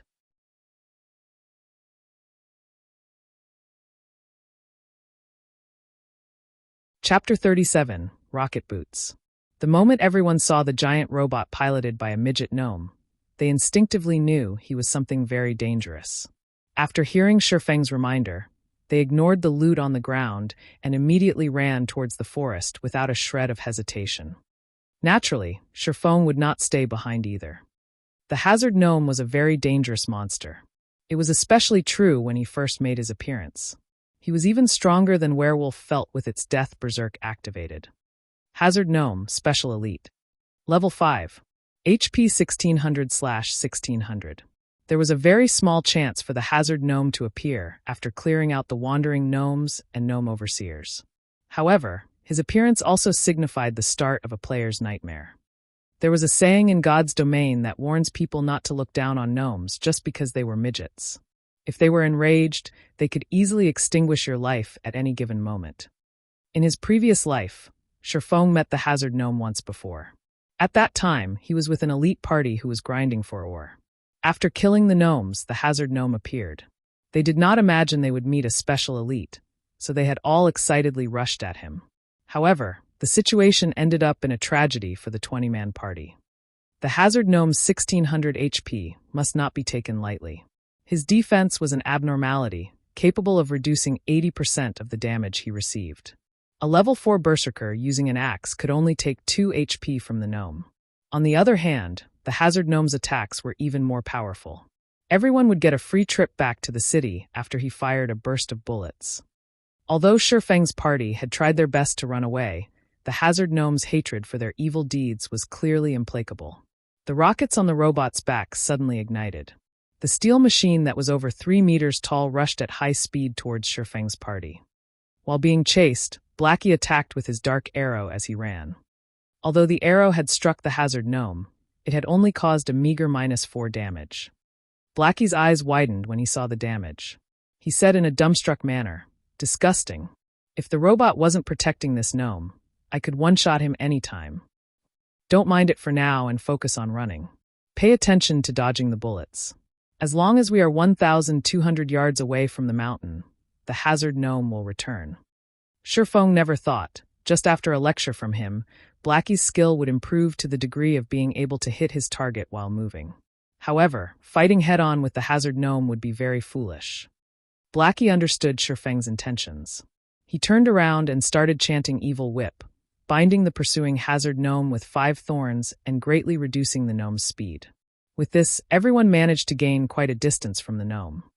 When the Hazard Gnome broke free from the 5 thorns, high damages of -23, -24, -23, -23, -24 suddenly appeared on his head. His HP had turned to 1479 within an instant. The damage caused by the Evil Whip was just ridiculous. Blackie was shocked. Before, his level 3 Dark Arrow had only dealt -4 damage. On the other hand, the Evil Whip had caused over 100 damage total. The difference between them was just too great. Did the Hazard Gnome have that kind of fetish? Feng saw hope when the Hazard Gnome's HP suddenly fell by a portion. The Hazard Gnome did not have any immunity towards plant-based attacks. Feng immediately commanded, "Everybody stop running. Cola, get the Hazard Gnome's hatred and let his back face toward the group. The others attack and mind your positions. As long as the Hazard Gnome lifts up his gun, immediately dodge the muzzle. Blackie, attack immediately after Evil Whip's CD finishes. We have a chance to get rid of him." Whether they would live or die before they ran out of the 1,200-yard mark was an uncertainty. So why not fight it out? Who knows, they might even be able to get rid of this Hazard Gnome. In Feng's previous life, there were no players who killed the Hazard Gnome before. If they were to kill him now, something good might drop. Currently, the Hazard Gnome's hatred was targeted towards Blackie. However, Lonely Snow was a step ahead of the gnome, using charge on him. He used a whirlwind slash on the gnome, causing 3 points of damage. Although the damage was low, the momentary fainted state it caused gave Cola a chance to use Divine Strike, followed by Punishment. The 2 attacks caused -3, -2 damage, and the additional hatred they attracted had the Hazard Gnome locked onto Cola. The Hazard Gnome extended the electric saw on the robot's right arm, violently slashing at Cola. Cola blocked the attack with his shield. His body retreated 3 steps backward, and a damage of -147 appearing above his head. Cola was shocked. When the next attack from the electric saw came, he hurriedly dodged and rolled to the side, avoiding the attack completely. Drowsy Sloth immediately healed Cola twice, returning close to 100 HP to Cola. Such fierce damage, Lonely Snow was shocked as well. He no longer dared to stay, turning around and running more than 10 yards away from the gnome. He would definitely die, even if he were only struck once by the electric saw. On the other hand, Feng was not afraid of him. He immediately arrived at the Hazard Gnome's back, using out a series of skills: Thundering Flash, Double Chop, and Chop. The occasional critical hit would also cause -16 damage. Compared to the others, Feng's damage was already very high. However, the Hazard Gnome only gave a look of contempt towards Feng's attacks. He continued using his electric saw to attack Cola. A series of fierce attacks had forced Cola to constantly retreat backward. His HP was continuously falling as well. Behind, Drowsy Sloth's healing could not keep up with the damage Cola was receiving. He could only watch as Cola inched closer to death. At the most crucial moment, Feng used Abyssal Bind. 9 pitch-black chains bound the hazard gnome, giving Kola a breather. Within the 3 seconds, the hazard gnome had only lost 7% of his HP after being barraged by everyone's attacks. The total damage the party dealt was not even the equivalent of a single evil whip from Blackie. When the 3 seconds had ended, the hazard gnome regained his freedom. The green-skinned gnome revealed a mocking smile on his face, his tiny hands moving around and manipulating buttons. The robot's arm holding the electric saw made a roundabout slash, creating a beautiful arc. Feng's entire person was sent flying. He smashed into a tree and lost 286 HP. Kola rushed up in a hurry, his HP having recovered by more than half. He used Divine Strike and Punishment once again, trying to pull back the hazard gnome's hatred. However, the hazard gnome had actually ignored Kola. Instead, he lifted the gun in his left hand, aimed it and fired a burst of bullets at Feng. A barrage of densely packed bullets flew towards Feng. However, Feng had yet to land after being sent flying, so it was impossible to dodge the bullets. Phantom kill. Feng's doppelganger instantly appeared before him. The doppelganger waved his blade, continuously blocking the bullets. Meanwhile, Feng had already activated gravity liberation. He jumped up to a treetop, avoiding the attack range of the hazard gnome. However, his doppelganger had already been killed. After finishing a cartridge of bullets, the hazard gnome started changing magazines. Afterward, he continued to rush at Feng. Everyone else could only continue attacking, shaving away the hazard gnome's HP bit by bit. However, Feng was not easy to hit after he activated gravity liberation. Feng also used the trees for protection. He was barely dodging the flying bullets as he continued kiting the gnome. As for Blackie, he would immediately use Evil Whip as soon as it was ready.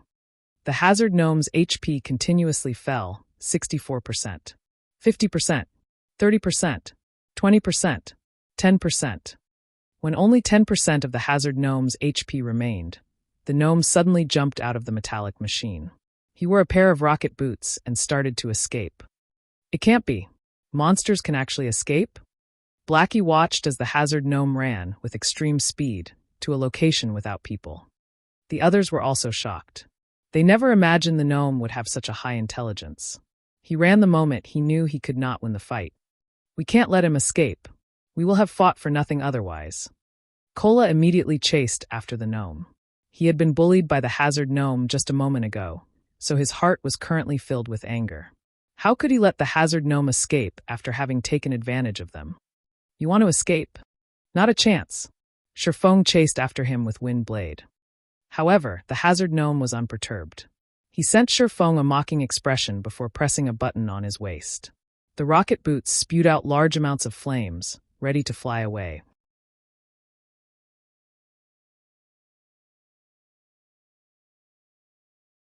Chapter 38, Twin Snake Ring.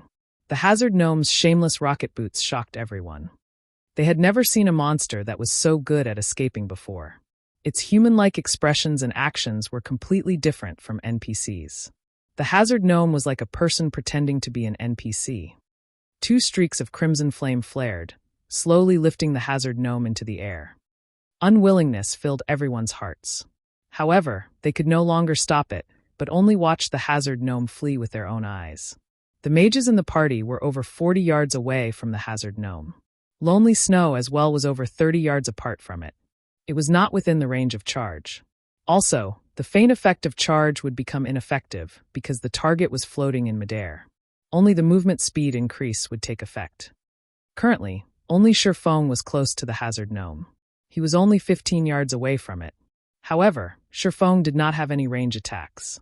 Even if he chased after it, the hazard gnome would raise over 20 yards from the ground by the time he arrived. In the end, Feng would only watch the hazard gnome escape. 9 Dragon Slash. Feng knew he could not catch up. He waved the abyssal blade, shrouded in black mist, in his hand. Within an instant, 9 streaks of black mist shot towards the hazard gnome. Feng was not willing to allow such a smart hazard gnome leave. Initially, Feng only thought of the hazard gnome as an average special elite. He had never imagined the gnome to be so much like a player. Throughout his 10 years of playing God's Domain, Feng rarely saw such intelligent gnomes. The main god system wouldn't simply bestow a small monster with high intelligence. Such bestowals usually had a deeper meaning behind them. For example, those human heroes or legendary beings were all great characters. Their existences caused people to shudder. Although the intelligence of this hazard gnome did not reach the level of those heroes or legendary beings, he was still much smarter than a boss monster. There might even be unimaginable gains by killing it. Currently, the hazard gnome's displayed information changed. He suddenly became Archismatics. Archismatics, Lord Rank.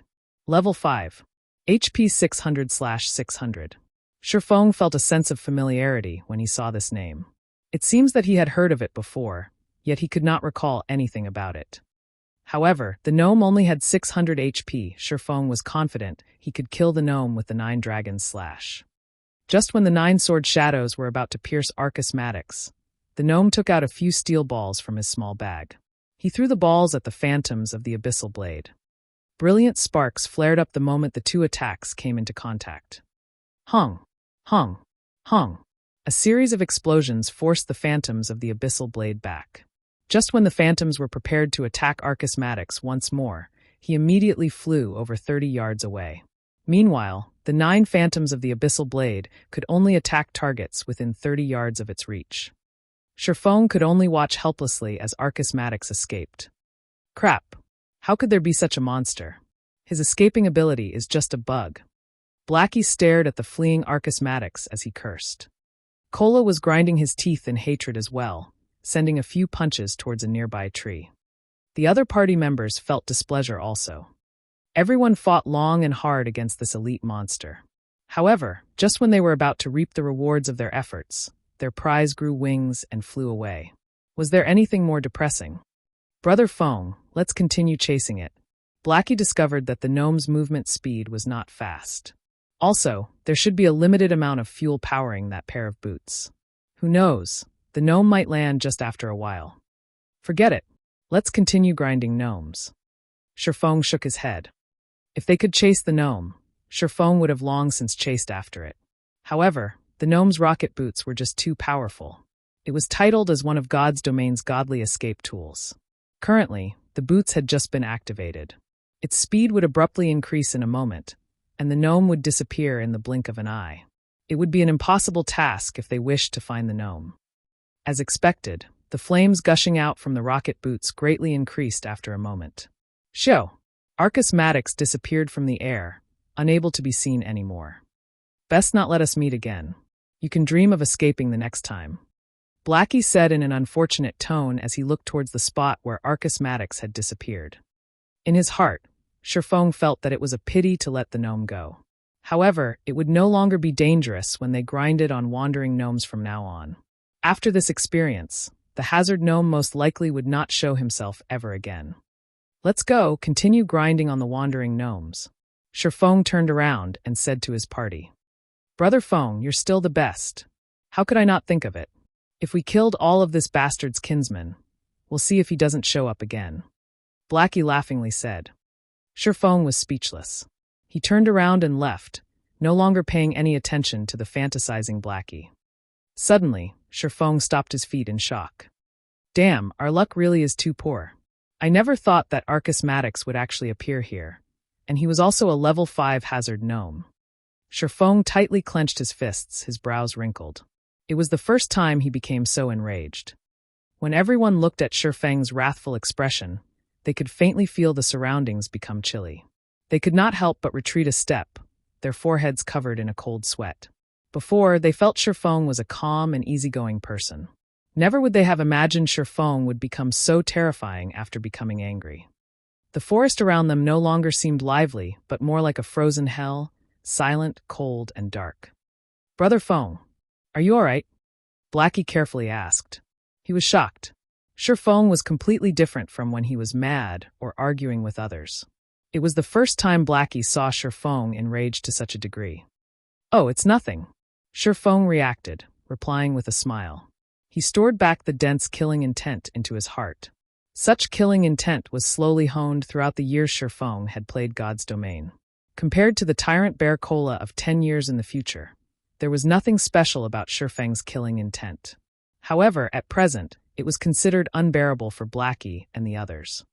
Feng finally recalled the name of Arrogance. Arrogance was a famous Grandmaster engineer within God's domain. 3 years after Arrogance shocked the nation by creating the Sky Fortress, Twin Snake Ring, he had gone on to establish the Gnome Empire. With it, the new update Emergence of the New World also activated. At that time, countless superguilds started expeditions towards the fortress, Twin Snake Ring. However, all of them were annihilated, and Arrogance was the cause of such a result. On the other hand, Feng was completely unaware of a great character had appeared right before his eyes. He also lost the chance to kill Arrogance, so how could Feng not be enraged? Party leader, there's a box here. Did it drop from Arrogance during the explosions? Gluttonous Mouse, who had been silent all this while, asked as he picked up a small metallic box from the grass. Feng received the box and took a look at it. He discovered the words Arrogance carved onto the metallic box. Shortly after Feng opened the box, he said suddenly with a laugh, "Great. Good job, Mouse. With this, we didn't fight for nothing after all." When the group saw Feng in a happy mood, they knew the item must be very precious, as common items were nothing in Feng's eyes. As to wanting the item for themselves, none of them ever had such thoughts. They had long since made Feng their idol, and being able to aid their idol naturally made them happy. "Let's do it this way. You guys stay here to grind and level up. I still have something that needs to be done. Notify me when you have all reached level 4. Feng kept the metallic box and hastily made the arrangements. Nobody could help him with the following matter. Only Feng was able to proceed. Everyone felt reluctant when they heard Feng's command. However, hearing Feng have plans for them after they reached level 4, their anticipation grew as they abided Feng's arrangements. Subsequently, Feng left the deeper regions of the Dark Moon Valley. The party had Blackie's AoE skill. Killing 7 or 8 gnomes at a time was no problem at all, and their leveling speed was at least 2 or 3 times faster than the other parties. On the other hand, what Feng needed to do was to utilize this metallic box and to forward the first step of his plans in God's domain.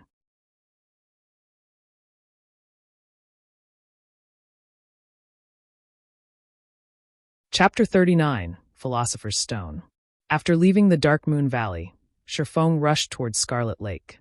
He had also activated gravity liberation to save more time. The players on their way to the Dark Moon Valley saw Feng speeding past them like a gale of wind. His speed was shockingly fast, and his figure was just a blur. Who is that person? Which assassin is he? His speed is so fast. No, look at his waist. That's a sword hanging there, not a dagger. He should be a swordsman. Crap. Are the current swordsmen that OP? The widely spread rumor on the forums stated that a mysterious swordsman killed the mayor of Red Leaf Town. There was also a powerful swordsman at the Deathly Forest that received an invitation from the Snow Goddess. I would have played as a swordsman if I had known about this earlier. Say, do you think they're the same person? Definitely not. I saw the swordsman that killed the mayor. That male swordsman was as big as a black bear. His arms alone were thicker than our thighs. He had forcefully killed that level 15 mayor. The players passing by started a discussion as they watched Feng depart. They were inwardly speechless towards the swordsman job. They should have played as swordsmen if there was such a powerful job. However, it was too late now. Feng might have laughed it off if he had known their thoughts. There was no strongest job in God's domain, only the strongest player. Feng ran for over 2 hours through the vast plains. He activated gravity liberation over tens of times, escaping the pursuit of high-leveled monsters. He passed through the level 6 map, Wolfman's Ruins, and the level 8 map, Oro Fort, before arriving in the level 10 area, Scarlet Lake. Scarlet Lake was the playground of level 10 water elementals and little fishmen. Watching from a high location, Feng could see groups of little fishmen patrolling. The closer it was to the Scarlet Lake, the more there were of little fishmen. The central region of the Scarlet Lake was the nest of the little fishmen, whereas annoying water elementals filled the water of the lake. Due to the densely packed and large number of monsters in the Scarlet Lake, the little fishman's curse skill was extremely horrendous. It could absorb a player's attributes and turned it into their own. The longer they fought, the stronger they would become. They were extremely hard to kill. Including the fact that there were no quests here, there were rarely any players who would willingly come here to level up. However, Feng had to enter into the deeper regions of the Scarlet Lake. The metal box dropped by Arcus Maddox was extremely precious. If Arcus Maddox were to know it fell into Feng's hands, he would most likely bleed out in rage. There was a treasure map inside the box, and the treasure it hid was located at Scarlet Lake. Feng had played God's Domain for over 10 years now. He had done extensive research regarding the history of God's Domain. He truly did not think Arcus Maddox would have this treasure map. It was the record of a heaven-shaking secret. 900 years ago, alchemy master Molotov had created an item with all his effort.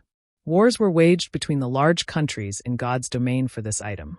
There were over 10 heroic figures that fought over it. However, this item became lost in the end, its whereabouts unknown. It had become an unsolved mystery in God's Domain. Meanwhile, the treasure map in Feng's hands, by chance, recorded the location of this item. This item was the Philosopher's Stone. It was a sacred item for alchemy. If alchemists could obtain the Philosopher's Stone, then they would have the ability to transform stone into gold, amassing immense wealth. They would even be able to revive the dead, breaking the alchemy law of equivalent exchange. Who would have thought such a sacred item would be placed in such an unremarkable location as Scarlet Lake? However, the Scarlet Lake was still a dangerous place for Feng. After all was said, there was still a gap of 8 levels between Feng and the monsters here. With the suppression due to levels, Feng was not an opponent for the level 10 monsters, not to mention the attribute-stealing little fishmen. However, Feng could not help but take the risk. The earlier he obtained the Philosopher's Stone, the earlier his heart could be at ease. If he waited until he was level 7 or 8, someone else might claim the item. He wouldn't even be able to feel regret when that time came. Feng took out the metal box from his bag, carefully taking out the treasure map within it. He started researching it in detail. The marking on the treasure map was very clear. The treasure was located directly below the little fishman's nest. However, how would Feng be able to circle around all these little fishmen? The problem with the water elementals also needed to be solved. Although water elementals had low HP, they had a 60% immunity to physical attacks. They also had a movement speed reduction skill, so they were a headache for melee players. After observing for half an hour, Feng discovered that the little fishmen were not always on patrol. They would eventually take a break. Also, these little fishmen were only active by the lake's shores. They hardly ever entered the water, because once they entered it, their movement speed would sharply reduce by 60%. Feng could use this short rest period to rush into the lake, and once he was in it, the little fishmen would not be able to chase after him. As for the water elementals under the water, Feng could use the doppelganger of Phantom Kill to lure them away. Then he could swim to the cavern below the little fishman's nest. If Feng did not operate through his plan properly, he would definitely die. If he died, his losses would not be minor. It was not the experience loss that was a problem, however. With his advantage as a reincarnated person, Feng could quickly recuperate the experience he lost. Only, he would be sent back to the town after dying once, and the time he would waste by returning here was just too much. 10 more seconds. Feng watched the patrolling little fishmen, his heart estimating the time for him to sprint out. Time passed second after second. A group of patrolling fishmen watched their surroundings. After discovering nothing out of the ordinary, they entered a small wooden hut by the lake to rest, emptying the land by the lake. With all his might, Feng dashed towards the shore. When Feng was about 30 yards away from the lake, another group of patrolling fishmen discovered Feng. They immediately sounded out an alarm, their hands wielding short swords as they rushed toward Feng. When faced with 4 level 10 little fishmen, as powerful as Feng was, he was not their match. Feng's only hope was to jump into the water. However, the little fishmen were very quick, taking only a short moment to catch up to Feng. They waved their short swords, slashing them at Feng's back. Feng knew he could not outrun the fishmen. He turned around and used Abyssal Bind on one of them, then continued by using Parry to block another one of his attackers. As a result, Feng stopped the other little fishmen from moving forward. Using the power behind the fishman's attack, Feng managed to pull away a distance of over 3 yards. He activated gravity liberation and then jumped onto the lake. However, the other little fishmen were quick to catch up, jumping into the lake after Feng as well. Plop! for little fishmen fell into the water. Feng, however, was madly running above the lake's surface. Walking on water was a skill that could only be activated after agility reached 80 points. However, Feng had the ring of gravity. As a result, his body had reached a state of near weightlessness after activating gravity liberation. Including his agility that was over 30 points, he too could move on the water's surface. His speed would not be reduced by the water. In a few moments, Feng had shaken off the unyielding little fishmen. He ran to a location not far from the little fishman's nest, diving into the water. Just after entering the water, Feng discovered a cavern that was surrounded by a lot of water elementals. The water elementals were encircling around the cavern as if they were protecting something. Water Elemental, Common Monster. Level 10. HP 750/750. Feng used Phantom Kill. His doppelganger swam over, luring the water elementals. Just as Feng planned, a group of water elementals had discovered the doppelganger. One after another, they chased after the doppelganger. Meanwhile, the doppelganger swam upwards. Although the water elementals had high movement speed underwater, it was an entirely different story when they were above ground. They were the opposite of the little fishmen, becoming extremely slow once they reached the shore. With the water elementals lured away by his doppelganger, Feng took the chance to quickly swim towards the cavern. Before Feng even reached the cavern, the system notified him of the death of his doppelganger. The doppelganger had only earned Feng over 20 seconds. After killing the doppelganger, the water elementals discovered an intruder near the cavern. They all hurriedly swam back to the cavern entrance. After discovering Feng, the speed of these water elementals increased by a fold as they sped towards Feng.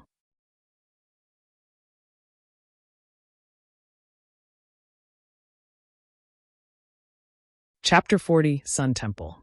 Above the scarlet-colored lake, the speeding water elementals created waves of water that struck at the little fishman's nest.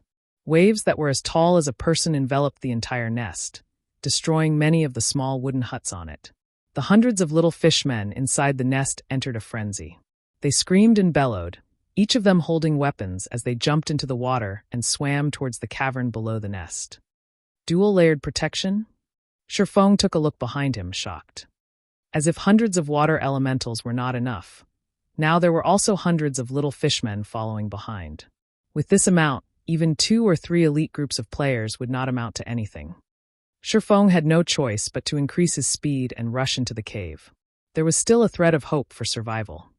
However, Feng's speed underwater was very slow.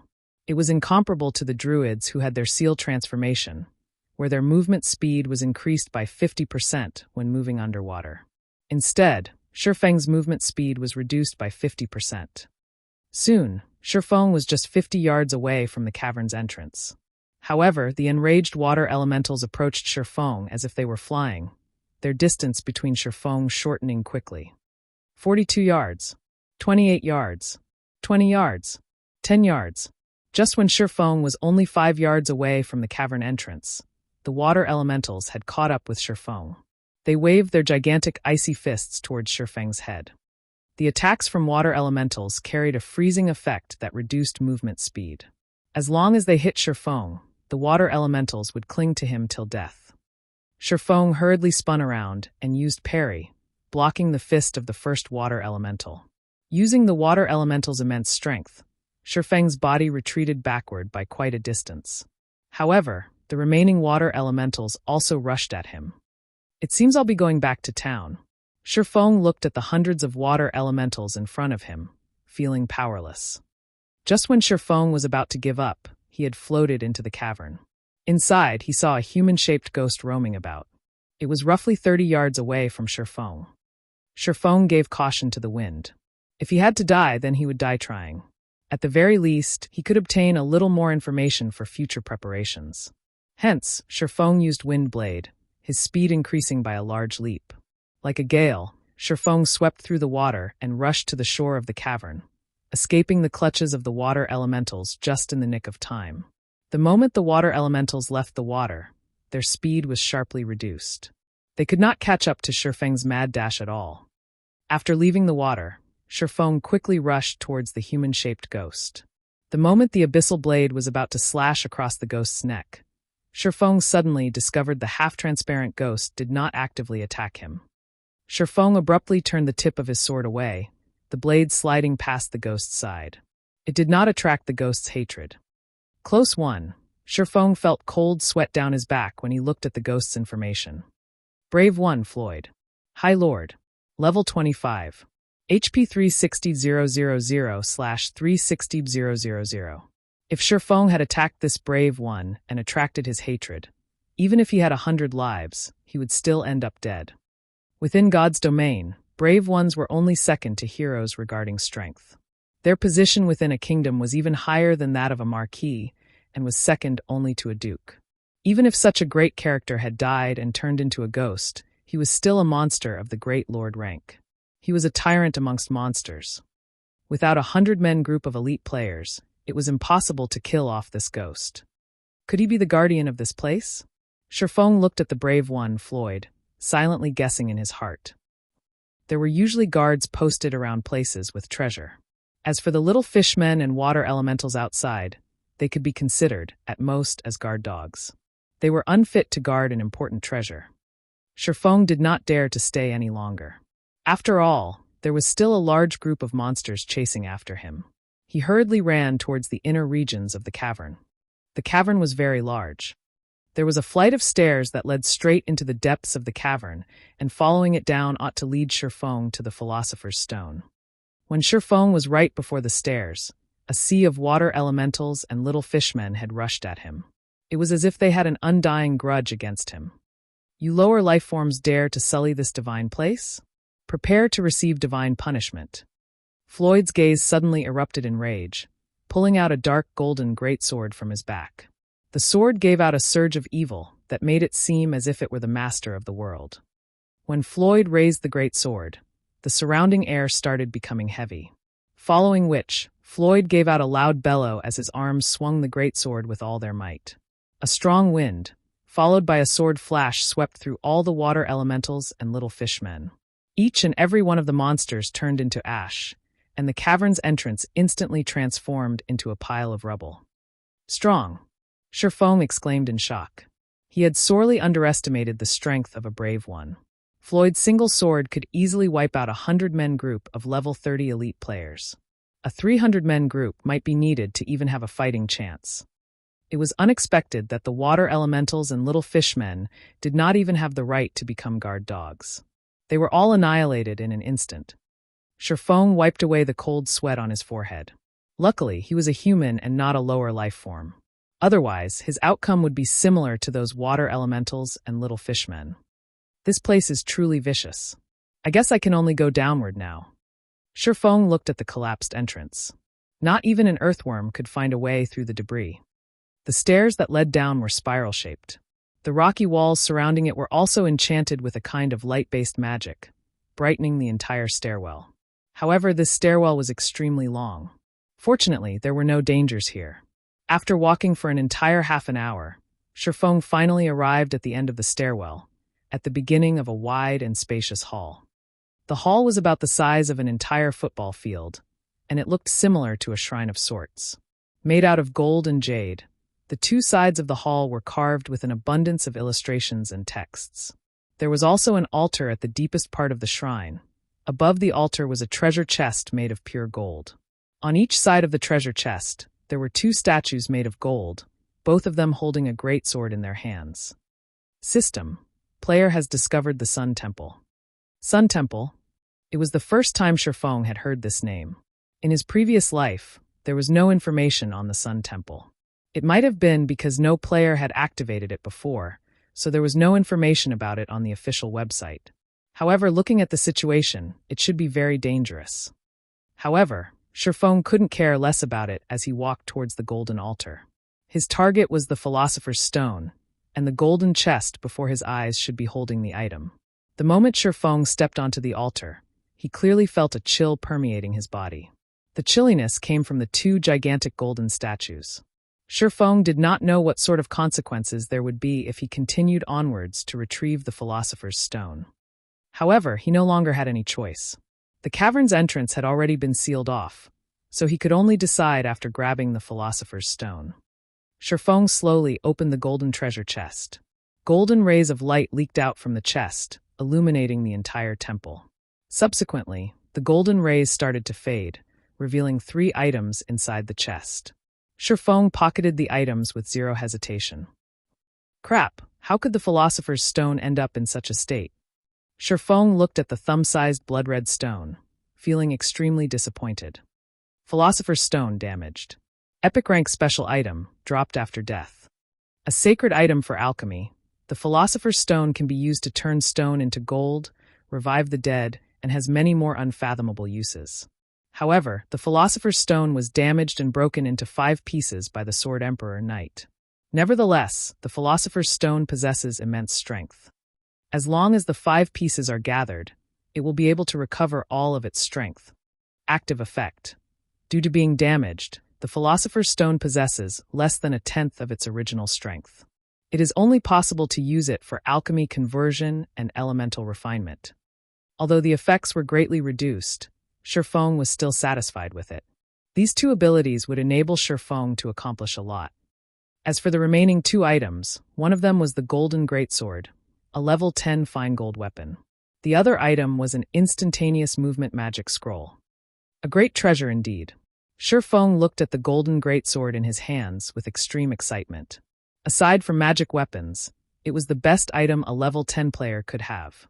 If a level 10 player were to equip this greatsword, they could definitely become invincible amongst players of the same level. At this moment, the 2 statues by the side shook.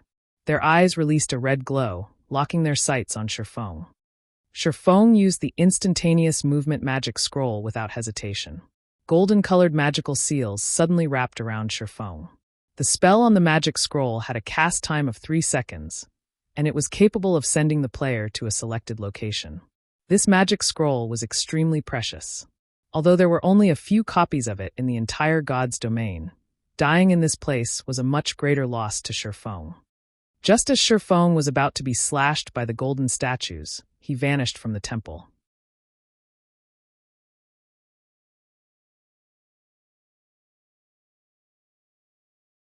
Chapter 41 Commotion in Town. Red Leaf Town, Fountain Plaza. The entire plaza was dyed crimson by the setting sun. There were quite a lot of lifestyle players setting up food stalls and selling snacks that were unique to God's domain. These snacks tasted delicious, and they were much better than the delicacies in real life. Also, their selling price was just 2 or 3 coppers. It was truly a bargain. Many players would come here to rest and taste the delicacies of God's domain after a day's worth of hard-fought battles. After all, they could only earn tens of coppers in a single day, and after deducting the expended costs, they would only be left with slightly over 10 coppers. So, giving them a treat should not be a problem. There were quite a few couples sitting on the stone benches chatting. They ate the food they bought as they enjoyed a lovely time. Suddenly, every player in Red Leaf Town received a system announcement. System: a player has triggered a special storyline. Insurrection of the Little Fishmen has been activated. An expedition quest has been activated in Red Leaf Town. Players can now receive the expedition quest from the Adventurers Guild. Completing the expedition quest will reward players with bountiful rewards and guild reputation. All the players were shocked. In Red Leaf Town, a place where quests were extremely rare, there was actually an expedition quest. Moreover, the rewards were great. It was truly unimaginable. Who was the awesome person that actually triggered a special storyline? The player who achieved this feat attracted the attention of every player in Red Leaf Town. Everyone wondered what great rewards this player gained for activating the storyline. After all, activating a storyline was definitely a rare occurrence. So, how could the rewards be few? Quite a lot of players started having their own wicked thoughts. They wanted to kill off the player who activated the storyline quest. Unfortunately, the system announcement did not reveal the player's name. Compared to the average players, the various large guilds were in a state of turmoil. At this stage of the game, aside from clearing dungeons, there was not a single quest that was capable of increasing guild reputation. A guild required guild reputation to level up. As long as their guild could reach level 2 a step earlier, they would be able to obtain the corresponding guild benefits, creating a large advantage over the other guilds. Currently, The other towns surrounding Scarlet River also received the same system announcement. It wasn't just Red Leaf Town. All of the large guilds began strategizing a plan for their crusade against the Little Fishmen. Meanwhile, Feng, who was the cause of all this commotion, currently sat inside the auction house. The auction house was a very convenient place. The items placed on auction by players were not just limited to Red Leaf Town. They could be seen and bought in the hundreds of towns and small cities under the influence of White River City. However, the auction house was very cunning. They charged a 5% handling fee for all items auctioned, so the items there are usually very expensive. However, the auction house was unquestionably the best place for players to sell certain items anonymously. Also, it had been quite some time since God's Domain started. The players had already amassed quite an amount of coins, and the large guilds should have already piled up a lot of funding. If Feng were to set up a stall in Red Leaf Town, not only would he attract attention, he might also be targeted by people like Flaming Tiger. More importantly, the reason Feng chose the auction house was that there were too few players in Red Leaf Town who could afford the items he planned to sell. However, it was a different story if there were hundreds of towns competing for them. Hence, Feng placed a mysterious iron plate armor on the auction house, setting its base price at 25 silver coins. Then, he placed 5 pieces of bronze equipment, with the base price of the plate armor at 3 silver coins and the others at 2 silver coins. As for the level 10 fine gold greatsword, the result of placing it on auction would be too terrifying to imagine. This weapon was worth at least 2 gold coins, which was the equivalent of 200 silver coins. Currently, even 1 silver coin was extremely precious, so who would be able to even afford the weapon? Following which, Feng searched his bag via the half-transparent screen. Initially, players were gifted with a bag that had 100 slots. However, it was far from enough for Feng. Every player could equip a maximum of 7 bags. So, Feng immediately bought 6 of the largest bags currently available. Each of the bags had 25 slots, and each sold for 40 copper coins. 6 bags meant 240 copper coins. Such an amount was definitely unaffordable to normal players, but it was just a small sum to Feng. Feng's storage space increased by a lot after equipping the 6 bags. Afterward, Feng left the auction house and set up a stall not far from it. He was not the least bit interested with the storyline quest he triggered. He would not fight over the rewards with the others.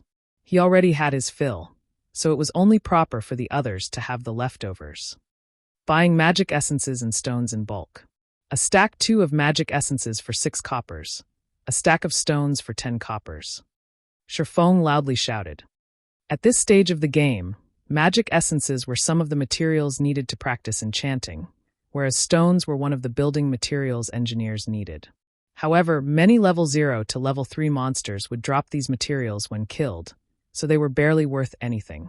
The materials the many guilds obtained were also sufficient to supply their own lifestyle players, so they would never buy any of them. As for normal players, they would only occasionally buy these materials. However, there was still an ocean of players that did not know how to deal with these materials. They would usually sell these materials to NPCs at a low price.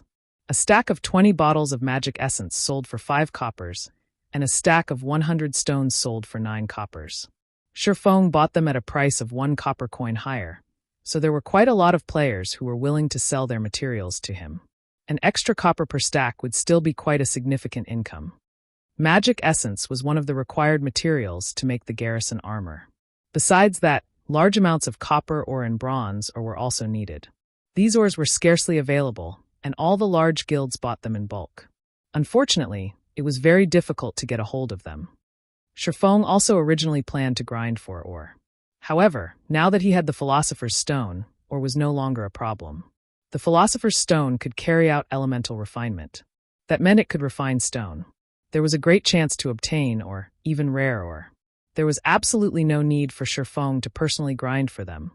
He could just buy them at an extremely low price. Because of this, tens of thousands of players had effectively become Feng's laborers.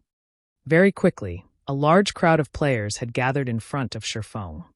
"Big brother, I have 6 stacks of magic essence here. Will you take them?" "I have 3 stacks of stone. Do you want them?" Many players started asking Feng, worried that his bag would fill. After all, They just had too many magic essences and stones. There were no players who were willing to buy these materials. However, it was also a shame to just sell them to the NPCs, so the materials just stayed inside their bags. "I'll take all of them. Just trade them over," Feng said. Before this, Feng amassed quite a bit of wealth. Including his transaction with Gentle Snow, he was in possession of quite a lot of coins. Feng could definitely buy large amounts of magic essences and stones. A player was selling 3 stacks of magic essences here. A player was selling 5 stacks of stones there. Within moments, Feng had acquired 60 stacks of magic essences and 85 stacks of stones. The money that remained in his pockets was less than 10 coppers now. "Sorry, but I'm full," Feng packed up his stall after explaining. Suddenly, the many remaining players who came to sell off their magic essences and stones had faces filled with disappointment. "Big brother, will you still buy them in the future?" a player asked. "I will. However, it will still be a period before I do buy them. You all can save them up for now," Feng resolutely said. The amount of magic essences and stones Feng just purchased was far from enough for him to become an advanced forging apprentice 3. After leaving the business street, Feng arrived at the Forging Association. He paid 5 coppers to rent a basic forging room for 1 hour. Inside the basic forging room, all the equipment needed for forging was provided. Players did not need to buy their own equipment. The intermediate-ranked forging room was a lot better. It could increase the success rate of forging by 3%. However, it costs 1 silver per hour to use that room. As for advanced forging rooms, those were not available in small towns. They were only available in cities. However, their prices were extremely staggering.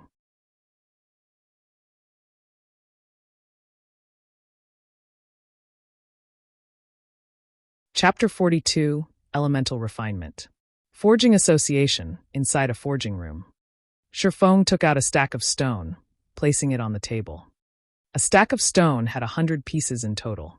They immediately filled up the round table. Some even fell to the ground. "Time to see how good you actually are," Feng smiled as he retrieved the crimson-red Philosopher's Stone. If the Philosopher's Stone were seen by someone else, the consequences Feng would face would be immense. Hence, Feng rented a forging room. Without his permission, nobody could enter the room. Feng took a piece of stone from the table and used the Philosopher's Stone on it. "System, do you wish to use the Philosopher's Stone for elemental refinement?" Feng immediately chose yes. Following which, the Philosopher's Stone started emitting a faint red glow. A mysterious power flowed into the stone. Pung! The stone the size of a fist suddenly turned into yellow sand, scattering to the ground. The result was a failure. However, Feng revealed a calm smile at the result. It did not perturb him in the slightest. Afterward, he picked up another stone and tried again. Or was very precious. A normal copper or sold for 2 coppers. They were only worth 1 copper coin if sold to an NPC. A stack of 100 copper or could be sold for 200 copper coins to guilds, and they would still fight over them. Compared to a stack of stone, which only sold for 10 copper coins, copper or was just too expensive. Elemental refinement extracted the metal element out of the stone. However, some stones did not possess any metal element. So, it was only natural that they turned to sand. Such failures were just too common. Pung, pung, pung. There was still no or after 10 consecutive tries. Feng started becoming depressed. The success rate was just too low. Feng even started to suspect that these stones were picked from a desert to result in all the yellow sand. Relax, relax. There are still many stones left. Feng sucked in a deep breath, reassuring himself. He picked up another piece of stone, trying elemental refinement once more. Pung! This time, the stone still scattered into a pile of sand. However, in the middle of the yellow grains, there was a piece of metal that had a purplish-red luster. It was copper Oregon. With the first piece of copper ore in his hands, Feng let out a relaxed breath. His hands started moving at a faster pace. All the stones above the stone table turned into yellow sand within moments. The stack of stones had yielded a total of 23 pieces of copper ore and 2 pieces of bronze Oregon compared to copper ore. The price of bronze ore was 3 times that of copper ore. They were worth 3 copper coins when sold to NPCs. Due to the rarity of bronze ore, players would buy them at 7 copper coins apiece. Seeing the ores on the table, Feng felt the Philosopher's Stone was truly a gold mine. Even if the Philosopher's Stone was currently damaged, it was still out of the ordinary. It was no wonder why many kingdoms were willing to muster up their armies and fight for the Philosopher's Stone. Having the Philosopher's Stone in hand was the equivalent of having a wealthy treasury. At that time, a kingdom would find it hard not to become prosperous. Feng kept the ores on the table and brought out another stack of stones. Stack after stack of stones disappeared, whereas the amount of yellow sand had piled up into a small hill. Fortunately, the forging room could be cleaned of rubbish with just a click of a button. After pushing the clean button, the small hill of yellow sand vanished from sight. After spending an hour's time, Feng had refined 40 stacks of stones. He had obtained a little over 7 stacks of copper ore and a little over 1 stack of bronze Oregon. They would be worth over 20 silver coins if Feng sold them. Meanwhile, the cost of obtaining these ores were only 4 silver coins. The difference was 5 times the price. It was an absolute profit. Most importantly, ores dropped in very small numbers, so it was impossible to buy them in bulk. Feng received a system notification the moment he had left the forging room. System: the violent bear armor you placed at the auction house has been sold. After deducting the procedural fees, 31 silvers 53 coppers have been placed in your bag. System: the dark star boots you placed at the auction house has been sold. After deducting the procedural fees, 3 silvers 21 coppers have been placed in your bag. A series of notifications from the auction house had caused Feng's lips into a smile. As expected, the greater the competition, the higher the price would go. Feng was very satisfied with the amount the items sold for. He never imagined that a mysterious iron plate armor for shield warriors could actually be sold for over 30 silver coins. It seems there were a lot of wealthy people within the area of influence of White River City. After selling the equipment, Feng had suddenly become a wealthy tycoon. With over 50 silver coins in his pockets, even his confidence was different now. Currently, players would still be happy over having 20 to 30 copper coins on their person. Feng already possessed more than 50 silver coins, including the silver coins Gentle Snow owed him. If Feng were to sell off the copper or he had immediately, he would instantly become wealthy with gold. However, he would not sell the ores. These ores were the foundation for Feng to earn big money. Following which, Feng rented the forging room for another hour. He turned the remaining stones into ores. His luck was better this time around. From 45 stacks of stones, he obtained 10 stacks of copper ore and 2 stacks of bronze Oregon. With this, Feng had a total of 17 stacks of copper ore and 3 stacks of bronze Oregon. It would be quite some time before Feng could use them all up. With money in hand now, Feng once more arrived at the central area of the Forging Association, at the administration area. Currently, there were quite a few forger players that were groomed by guilds, renting forging rooms. This is just evil. It actually costs 5 coppers for an hour. My guild just gave me 30 coppers. That's not enough at all. That's considered good already. At least the equipment is all there. Look at the forging equipment. Even the most common required a few silvers. An entire set would cost over 30 silver coins. It's just a blatant rip-off. You still haven't seen the intermediate forging room. It costs 1 silver an hour, but the room only increases your success rate by 3%. Even a first-rate guild would not be able to handle such a price. A few forgers continuously complained. They bitterly detested the prices set by the Forging Association. However, there was also a hint of bragging carried in their voices.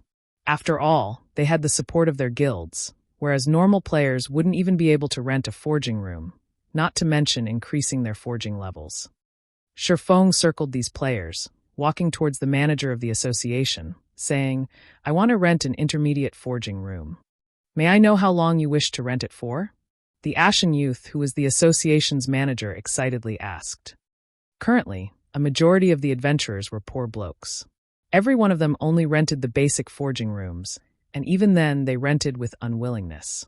So, a great change occurred to the manager's servicing attitude when he was able to see a rich adventurer like Feng. Looking at the time, it was currently morning in the real world. When using the virtual gaming helmet, a person could not stay within God's domain for too long. 2 hours then, Feng said after some thought. "All right, here is your key. That will be a total of 2 silver coins." The manager handed the key over to Feng, smiling. Feng took out 2 shiny silver coins, placing them on the table and turning around to leave. The players who had previously been discussing the deviousness of the Forging Association were all dumbstruck. They even thought they were hallucinating. However, they were indeed silver coins on the table, and not the scarlet-yellow copper coins. "Crap, a tycoon," a male elementalist said in envy. "Brother Tycoon, little sister knows how to warm beds."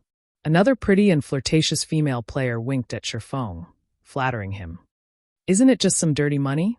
I will definitely become an intermediate forging apprentice a step ahead of him," a male priest said in a sour tone, even though he knew it to be impossible.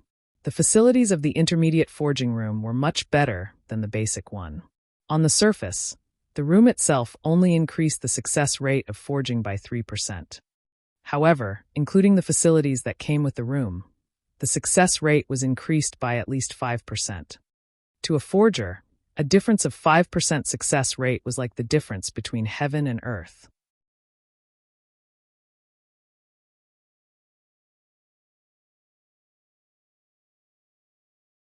Chapter 43, Book of Forging. Feng took the key to the intermediate forging room and went up the second floor, ignoring the flirting young lady.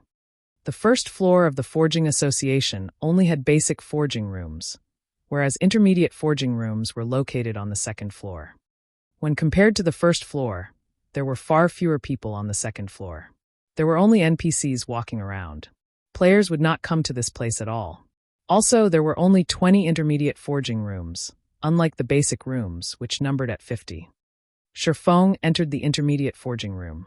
The room was much larger and refined. The facilities available were also better than the basic room, especially the hammer and flame. These 2 items were not simple at all.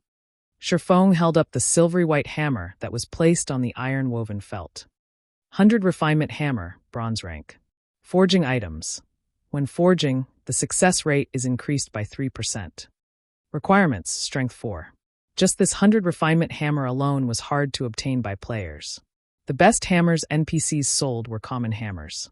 Those hammers did not increase the success rate of forging.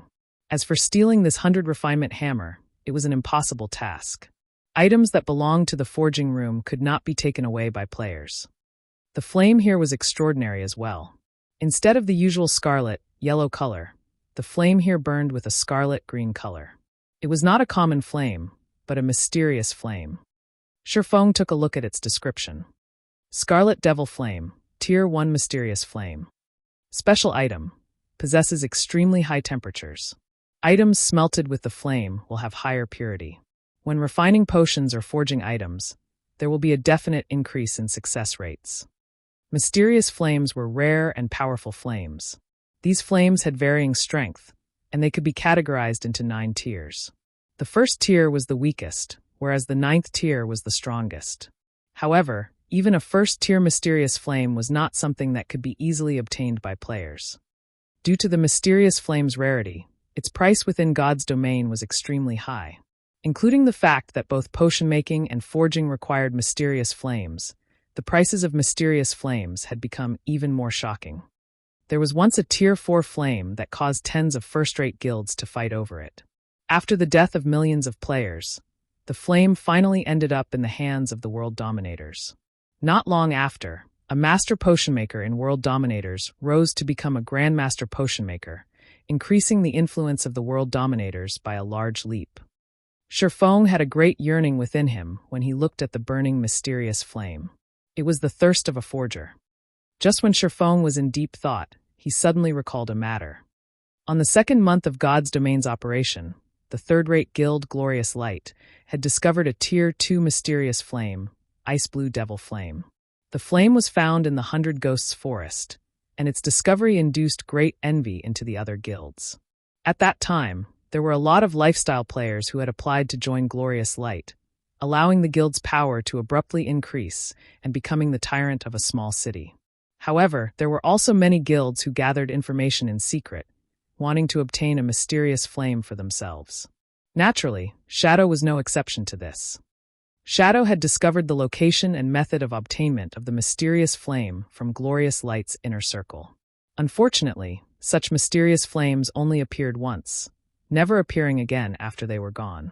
This discovery caused many guilds to waste their efforts. As he was thinking about the ice blue devil flame, Feng suddenly started having intentions towards this mysterious flame. If he could make it his own, it would definitely be of great help to him in the future when he started his own guild. Moreover, the flame would be of great help in pushing Feng to become a true forger. However, Feng still needed to hash out a proper plan to obtain the ice blue devil flame. He needed to prepare many things before he could obtain the flame. Following which, Feng took out the garrison armor's forging design. Without wasting time, he immediately chose to learn it. System: you have learned how to forge the garrison armor. Afterward, Feng placed all the needed materials onto the stone table. Then he took out the immensely precious book of forging and started to forge. Feng was a basic forging apprentice. His success rate for forging a level 0 common equipment did not exceed 20%, and after a successful forging, there was a 40% chance for him to obtain 1 proficiency point. If Feng were to forge the garrison armor, a level 3 bronze equipment, his chance of success would not exceed 5%. Successfully forging a piece of bronze equipment would bring an additional bonus, which was a 100% chance to obtain 2 proficiency points. However, 1,000 proficiency points were needed to become an intermediate forging apprentice. Obtaining such a large amount of points required equally large funding to support it. There was no way for a lifestyle player to support such a large sum of money by themselves. The forgers and guilds all started out by forging common equipment. There was not a single guild who would allow these lifestyle players to forge bronze equipment right off the bat. To begin with, they didn't even possess a forging design for bronze equipment, and even if they did, they wouldn't carry out such an action. The success rate of a basic forging apprentice was just too low, and the materials needed were just too expensive. A single failure would cost 1 silver coin or more. It was a loss that not even guilds could handle. Moreover, they couldn't even collect that many materials to make the equipment. However, Feng did not have such worries. He had the Philosopher's Stone, so he did not lack in resources. Furthermore, the materials needed to make the garrison armor were cheaply priced. It only required 5 bottles of magic essences, 5 pieces of bronze ore, and 20 pieces of copper Oregon. The cost of making the garrison armor was only 80 copper coins. When compared to the cost of making other bronze equipment, it was at least 20 coppers cheaper. The garrison armor also had very good attributes, so it was extremely welcomed. Feng wouldn't have to be troubled over figuring out how to sell it. The most important thing was the Book of Forging. The Book of Forging could increase the success rate of forging common equipment by 70%, bronze equipment by 50%, mysterious iron equipment by 30%, secret silver equipment by 20%, fine gold equipment by 10%, dark gold equipment by 5%, and epic equipment by 1%. With such attributes, the Book of Forging could allow a player to become a master forger easily and unimpeded. Basic forging apprentices originally had a 20% success rate at forging common equipment. Including the 70% from the book, the success rate would become 90%. Further including the facilities of the intermediate forging room and removing the possibilities of mistakes, the success rate of making common equipment was 99% or higher. Unless the player was a pig too, failure was impossible. The Book of Forging's frightening abilities could clearly be seen from this. As for the garrison armor, Feng had a 5% success rate for making it. Including the 50% from the book, the 3% from the room's facilities, and also the effects of the mysterious flame, Feng now had a 60% success rate for making the garrison armor. Not to mention bronze equipment, even if common equipment had a 60% success rate, it would still drive forger players mad. Such a high percentage for success was something unimaginable to forgers.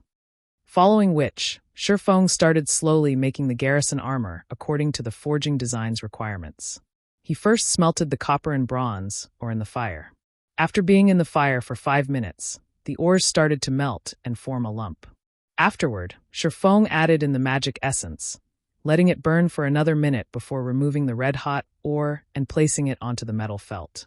The ore's scorching hot temperature caused Feng to sweat. However, Feng did not dare be careless, as the following process was the most important part.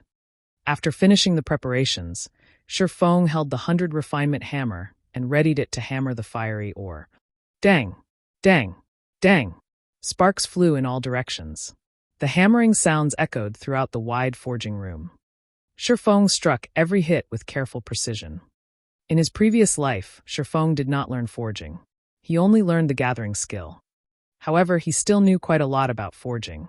After all, he had conversed with a master forger quite often, so he was knowledgeable to the degree of not making certain low-leveled mistakes. After hammering the ore over 100 times, Feng felt that it was perfect. Feng wiped away the sweat on his forehead, carefully selecting the crimson ore's interface and clicking the complete button. Following which, the red-hot ore started transforming. Within 5 seconds, it had transformed into a silvery gray-colored armor. On the surface, there seemed to be nothing wrong with it. However, equipment's successful forging did not just depend on its appearances. There was also its quality. Quality included the equipment's attributes and rank. Bronze equipment that was badly forged would have their ranks decreased to common, or their base attributes would not be up to standards. Hence, Feng selected the information of the armor, checking whether it was a success or a failure.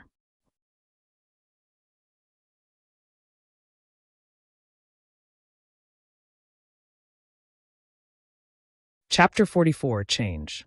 Although Feng could handle failure, there was nobody who was willing to squander their money for no good reason. So Feng was more or less slightly nervous. After Feng selected the option to check the armor's information, 3 words appeared on the panel: identification in progress. The red loading bar slowly increased. The system was currently determining the statistics of the equipment. After 3 seconds had passed, the system finished identifying the armor and revealed the armor's information. Garrison armor, bronze rank plate armor. Level 3. Equipment requirement, strength 10. Defense plus 22. Strength plus 2, endurance plus 2. HP plus 150. Durability 35/35. Additional ability. Defensive power. Reduces damage taken by 3%. Restricted to shield warriors and guardian knights. System. Garrison armor has been successfully forged. Forging proficiency increased by 2 points. Obtained 800 EXP. Great! It even has an additional ability, defensive power. Feng was extremely happy when he saw the additional ability on the garrison armor. He never imagined his first try at forging a piece of bronze equipment would be a success. He even obtained so much EXP. It was no wonder why the master forgers in his previous life never went out to grind, but their levels were not a bit low. Not only had the garrison armor forged met the standard attribute values, but it also possessed an additional ability. Originally, the garrison armor did not possess defensive power. However, when the forger exhibited extraordinary skill, coupled with the presence of the mysterious flame, there was a chance for an additional ability to appear on the equipment. In such occurrences, the price of the equipment would be increased to another level. Feng took his time sizing up the garrison armor, feeling the texture of the silvery gray metal and admiring its eye-catching design. The average piece of bronze equipment was absolutely no match for it. Feng was very satisfied with his creation. Currently, common equipment was still the mainstream equipment for players. Even if players were to reach level 6 in the future, it would not be a surprise to find them wearing only common equipment. After all, it was too hard to obtain bronze equipment. As for the elite parties, just having 1 to 2 pieces of bronze equipment was considered being blessed. The garrison armor could be used by both shield warriors and guardian knights. If Feng were to sell the armor, the elite parties would definitely welcome it. After all, the quality of an MT's equipment could ease the difficulty of conquering a dungeon a lot. Even if Feng were to set the price at 4 silver coins, these parties would still buy the armor, regardless the cost. As for the defensive power of the garrison armor, its benefits towards a party's MT went without saying. Feng would not accept anything lower than 5 silver coins for this armor. With his first experience at successful forging, Feng continued forging garrison armors. However, Feng took out the 100 refinement steel this time. He wanted to know what effects the steel would have when it was used to forge equipment. Within 10 minutes, the second garrison armor took form. However, the color on this garrison armor was different than the previous one. Instead of having a silvery gray color, it was pitch black now. After going through 3 seconds of identification, the system displayed the statistics to Feng. Garrison Heavy Armor, Bronze Rank Plate Armor. Level 3. Equipment Requirement, Strength 14. Defense plus 25. Strength plus 2, Endurance plus 4. HP plus 150. Durability 40/40ths. Additional ability. Defensive Power. Reduces damage taken by 5%. Restricted to Shield Warriors and Guardian Knights. System. Garrison Heavy Armor has been successfully forged. Forging proficiency increased by 2 points. Obtained 1000 EXP.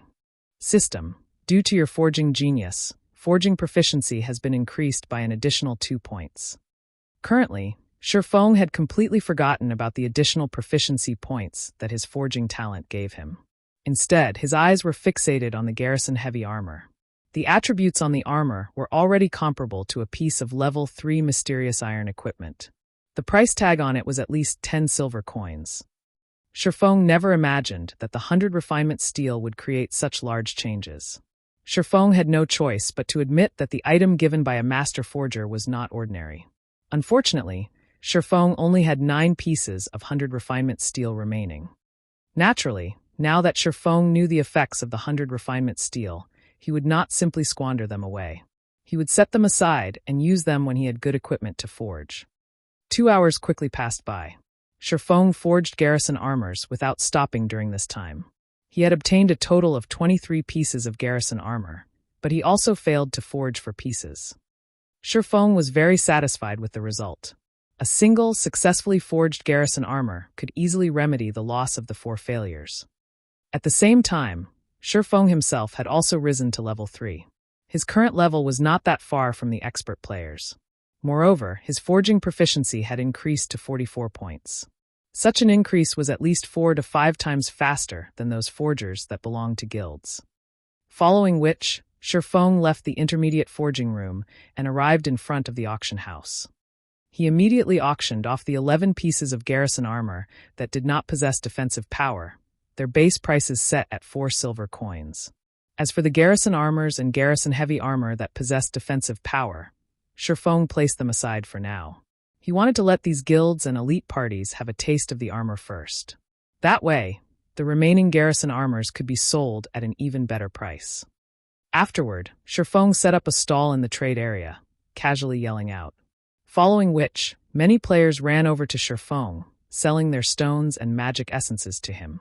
After purchasing the materials for half an hour, Feng took a look at the time. It was near nightfall in God's domain. The monsters at night became much more powerful, and killing them became much more difficult. This period was not suited for leveling, and Feng should rest as well. Currently, he was still using the virtual gaming helmet, not the virtual gaming pod, to play God's domain. The virtual gaming pod could provide the energy and nutrients required by the player's body at any time. It could also stimulate the body's muscles, preventing the body from weakening due to playing God's domain for long periods. Feng's finger tapped and clicked, calling out the system interface and choosing to log off.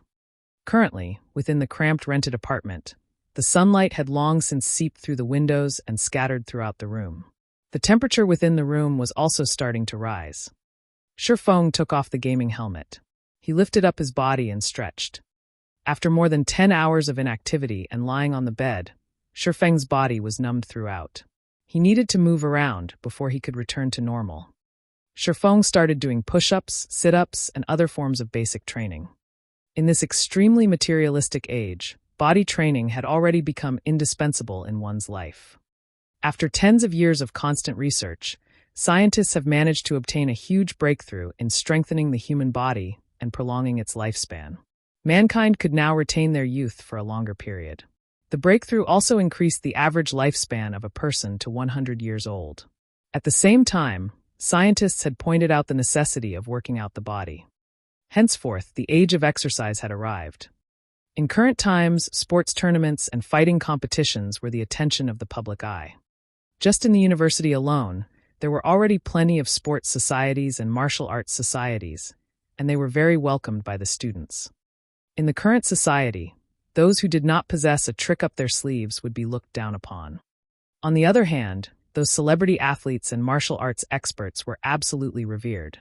In the university, there was never a lack of beautiful women surrounding the distinguished athletes and students who often participated in mixed martial arts competitions. As for pretty boys, their time has long since faded from popularity. In his previous life, Feng did not pay much attention to his body. As a result, he nearly caused its destruction. By the time he wanted to train his body, he was no longer young. Even if he had trained with all his might, the effects would not be great. In this life, Feng would not be the same as before naturally. He would not solely pay attention to God's domain, ignoring his body's training. After training for half an hour, Feng's entire body was covered with sweat. It looked as if he had just taken a shower. Just when he was about to dine on his cooked instant noodles, his phone started ringing. Feng looked at the contacting person. Unexpectedly, it was the usually silent female class monitor, Zhao Ruoshi. "Class monitor, what's up?" Feng asked after answering the call. According to Feng memories, aside from attending classes, Feng never had any contact with the female class monitor. Within the 4 years Feng had spent in the university, he had not spoken over 100 sentences with Zhao Ruoshi. "Feng, hurry over to school. I failed to notify you of this because you do not live in the male dormitories, but now I'm telling you. At 11 o'clock, there will be an important matter being announced at Teaching Block 3, Classroom 401. Feng looked towards the electronic clock on his table. It was already 10:30 right now. He answered, "All right, I'll go there immediately. You're tuning in to the Bli Mei's Sword of Destiny YouTube channel. We're so grateful for your support, and don't forget to subscribe to join us on this incredible journey through captivating stories. Your generosity through donations truly makes a world of difference, as it's the primary source of revenue that allows me to expand and enhance this channel for you. Thank you from the bottom of my heart for being a part of this adventure."